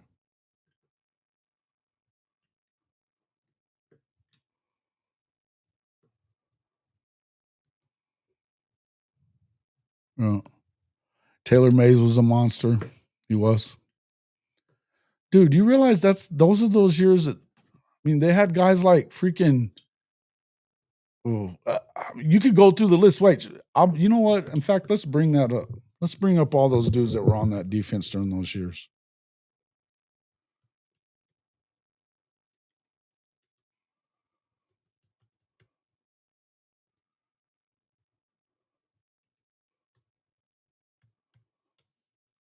Oh 03, 05. 03 to 05.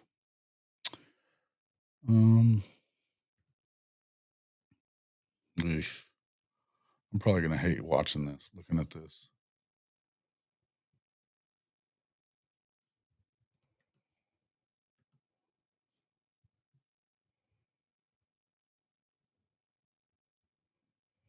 Let's see. Sports reference.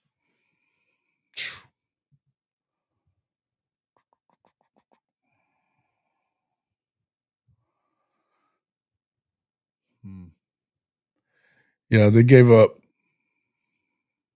an average. Let's see. In 03, they gave up an average of 276 in passing. Rushing, they gave up an average of 60 yards a game. Total offense about 300 yards a game. First downs, total, they weren't as great in 03, I guess. But they were getting there. They averaged 3 turnovers a game. Woof. Yeah, they were getting 3 turnovers a game. They were already getting there. But like they had Frosty Rucker, Lofa Tatupu, William Buchanan, Kenichi Udeze, Jason Leach, Darnell Bing. Good Lord. Yeah, that was nasty. That's a nasty ass defense. Let's see. So let's go to the next year. Hold on real quick. All right. The next year they gave up,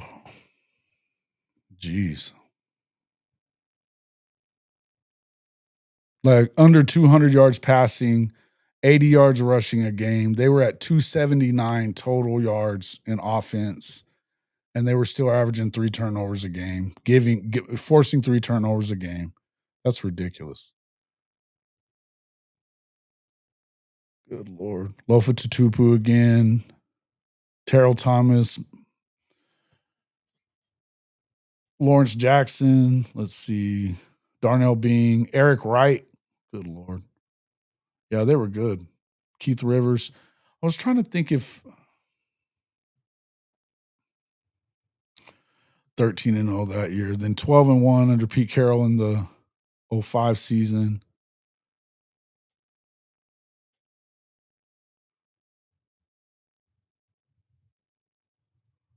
Same guys. Luan Ramsey. Ray Malaluga. Oof. Brian Cushing. Jesus. Kerry Harris. Clay Matthews. Good Lord, man. Cedric Ellis. Yeah, they were good. They were good, bro. They were real good. Will Harris.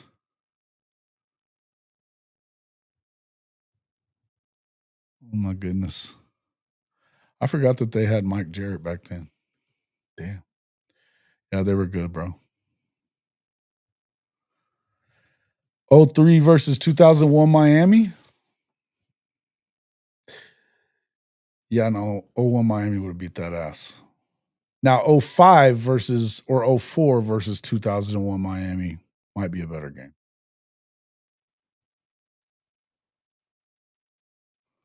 Yeah, those Miami teams. Fair.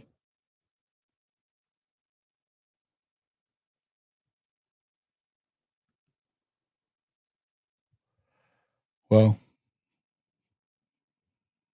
that sounds about right. That sounds about right. I still remember Matt Leinart talking about that they were still the better team after the game. They weren't that day. I think that they should have won the game? I do. Because if you think about it, now shout out to the Texas defense because they were good. They were very, very good. But they're not in the game if not for Vince. Because there wasn't a lot of guys that were open and he'd just take off and there wasn't nothing you were doing with that guy.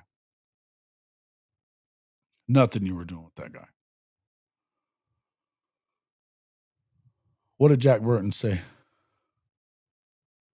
I don't think USC had lost in 3 years. Yeah, terrible defense. No. Yeah. No, they hadn't. They hadn't. They had not. 95 Nebraska breaks Leinart in half. 95 Nebraska, the black shirts were freaking disgustingly good. I'm with you. I'm with you.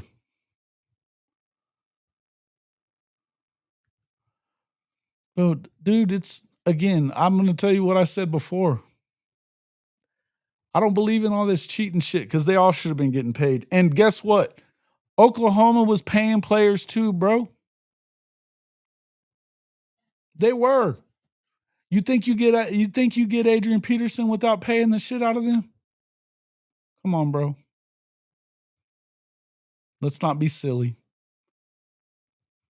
You think that somebody like Vince Young is going to Texas without getting his money? He ain't. This didn't just start happening, brother. This didn't just start happening.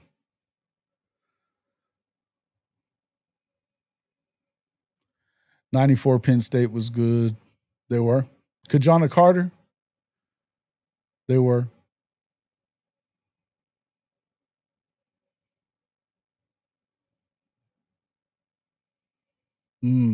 Walter Mackey. Yeah. Oh, you talking about the Bush push? Yeah, they should have. They should just let him in before that. I agree. Nebraska lost their Texas pipeline. They did. That was the biggest problem. Because when you're not playing games in Texas anymore, you weren't able to really recruit it anymore. Because Nebraska got really good getting guys out of the Kansas JUCO system. And then, the Texas pipeline when you could go get guys out of there. Guaranteed that's what it was. Because you're not going to out-recruit Michigan and Ohio State in the Midwest. You're not going to do it.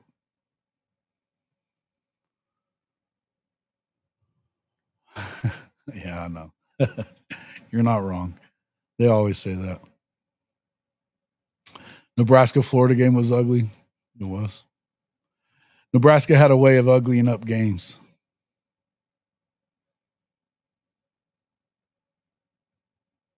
How do you figure? They were paying. So was everybody, bruh. So was everybody. I think they shouldn't regret it. Yes. Yeah. Dude, here's it. When people don't talk about Tommy,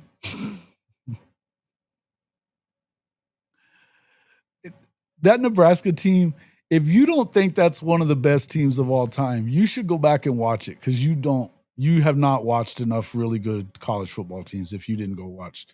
You didn't see those 90s Nebraska teams. You didn't. No. Nope.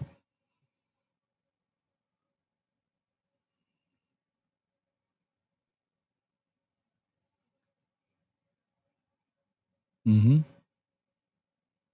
Who wasn't in the same universe as those USC and Miami teams?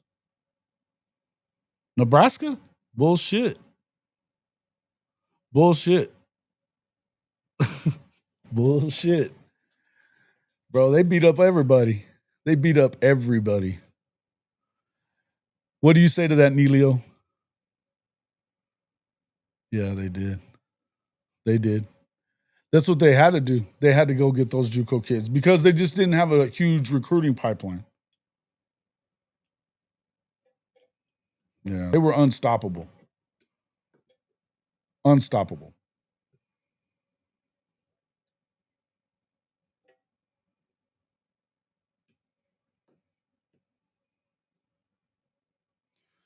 Nah.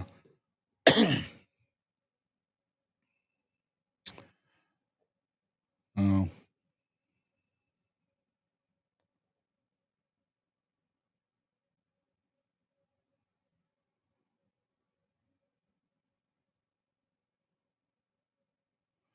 I met the girl, Lawrence Fillers. Oh, drugged down the stairs of her apartment before all that happened. Cape Front. Lawrence Phillips was a bad dude. Oof.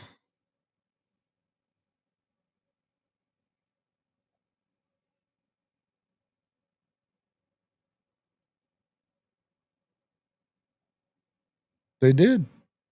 They did miss some. Sooner in Texas, you got to relax. Hey, come on, bro.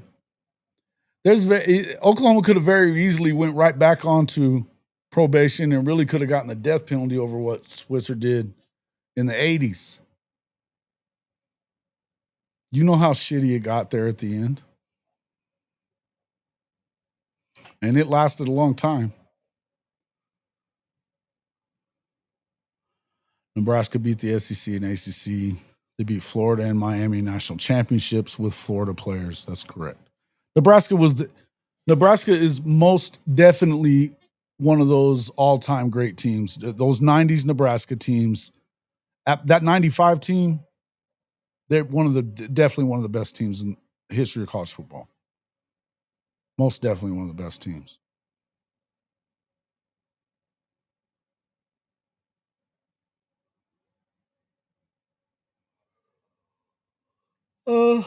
I think it's tough to out-recruit anybody in there. The guys, the big boys, Michigan and Ohio State, they own the Midwest. And it's tough to recruit to a place like Lincoln, Nebraska, to go into the hotbeds and get guys in Florida or Georgia and places. It's a tough place to go recruit and try to get people to go to Nebraska.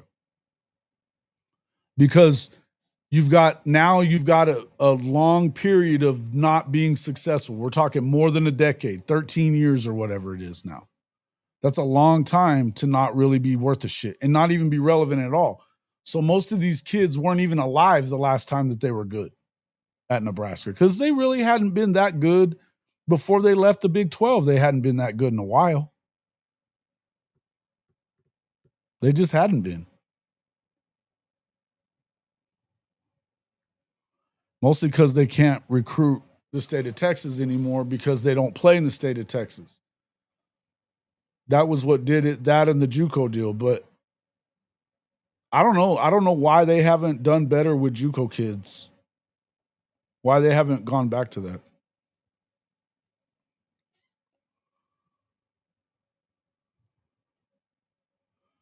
%of the chat just yawned about what? Dude, Tommy Frazier is one of the best of all time.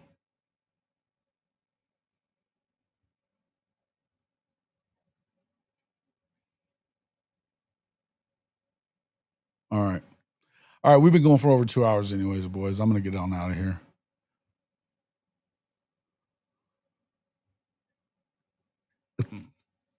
I don't care about it. I guess I'm one of those guys that I don't give a shit about cheating that much, man. I think everybody's cheating, and I know damn sure that Oklahoma's cheated a lot.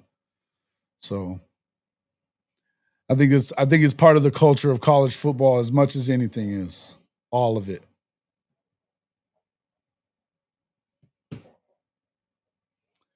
I think it's tough. I think it's as much of anything. So I think it's weird for college football fans to point fingers at other programs and talk shit about them getting caught cheating or whatever the hell when every one of us has if you've been a winner. Texas cheats their asses off. They always have. A&M does and don't win anyway. Doesn't matter. You know?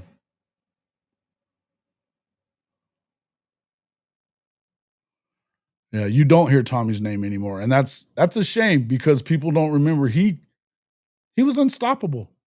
And he didn't even throw it that well. He didn't have to. He's probably, I mean, if anybody's better than Jamel Holloway at the option, it'd be Tommy. Unstoppable, dude. If you ain't cheating, you ain't trying. True. What up, Pit Snipe? Good to see you, man. Eating ain't cheating. There you go. All right. That was good. That's a good conversation to have. We'll get back into it some more. I actually enjoy having these ones. I enjoy having these conversations. You can hate on them all you want to, Sooner in Texas. Fuck USC. I'm with you. Welcome. And that's the format, and USC sucks. There you go. Tommy's quite happy in Omaha these days. Tom Osborne was a cheater. Again, so was the king. He was the king of it too. So it is what it is, bro. They all cheated. If you weren't cheating, you weren't winning. Nobody knew who the hell you were. You didn't become one of the GOATs of college football coaches by being clean.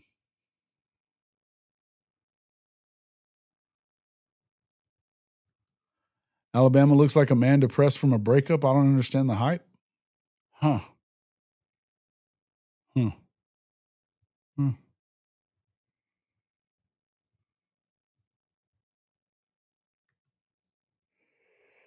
Don't be a dumbass, Jack. Don't be a dumbass. You're not losing. Well, they're not losing the shootout. They're not doing that.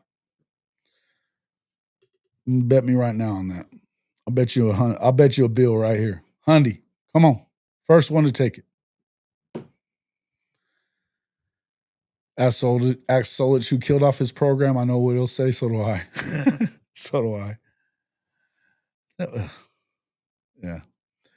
Yeah, man. SMU, they tried to let him get away with it for a while, and they were just too blatant about it. And that's really what happened with Coach Switzer. Coach Switzer was blatant as shit. He didn't give a fuck what you thought. He didn't care. He didn't think they were ever going to do anything to him about it. It got to a point where they had to do something about it. He forced the NCAA to do something about it. This is what it is.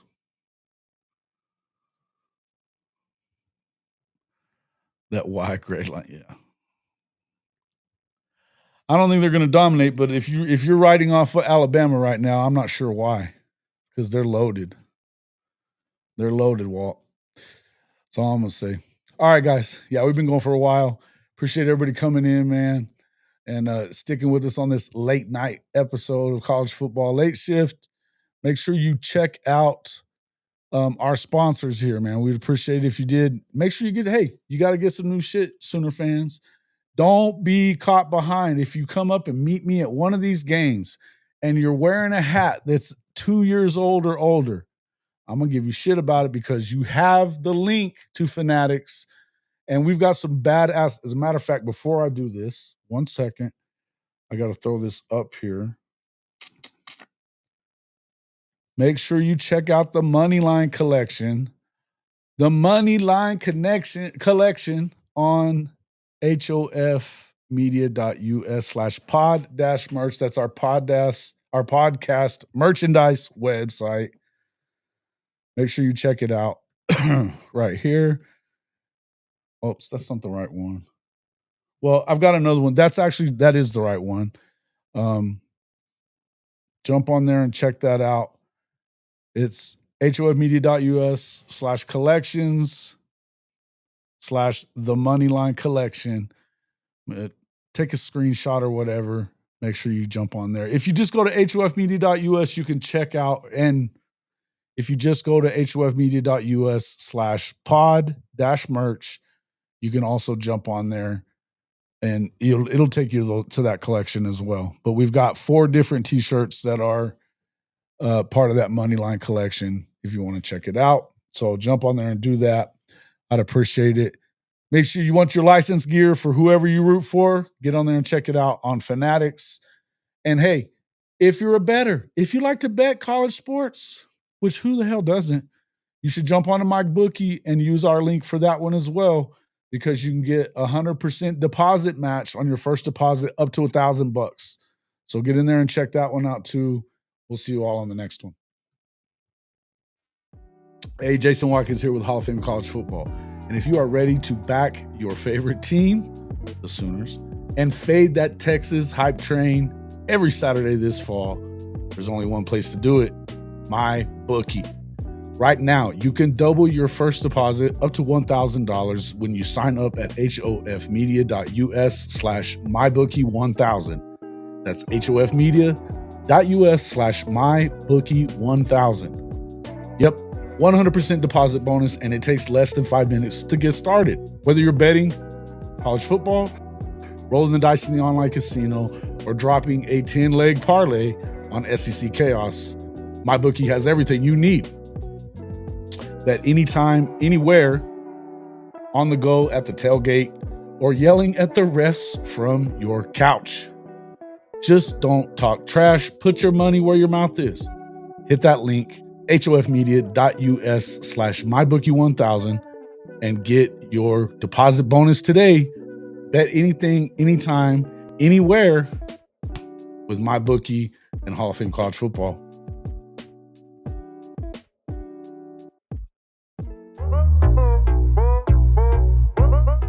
Are you tired of your game day gear looking like it's stuck in the offseason? Well, step up your fandom with Hall of Fame College Football's official Fanatics partner store. Whether you're a diehard Oklahoma Sooners fan like myself, bleeding Crimson and Cream, or you rep another one of the SEC's heavy hitters, Fanatics has you covered. Shop thousands of officially licensed hats, jerseys, sideline polos, and exclusive championship merch from the entire Power 4 and Group of 6 too. All shipped directly to your doorstep and fast. Want to gear up like your favorite coaches and players? Are you looking for that perfect tailgate tee or a statement piece for your man cave? Fanatics is your one-stop shop for authentic college football gear from everybody that plays the game. So do yourself and your team a favor. Click our link in the description or simply log on to hofmedia.us/fanatics. That's hofmedia.us/fanatics. And you can shop everything that you want for the best prices of the day right on our Fanatics partner page.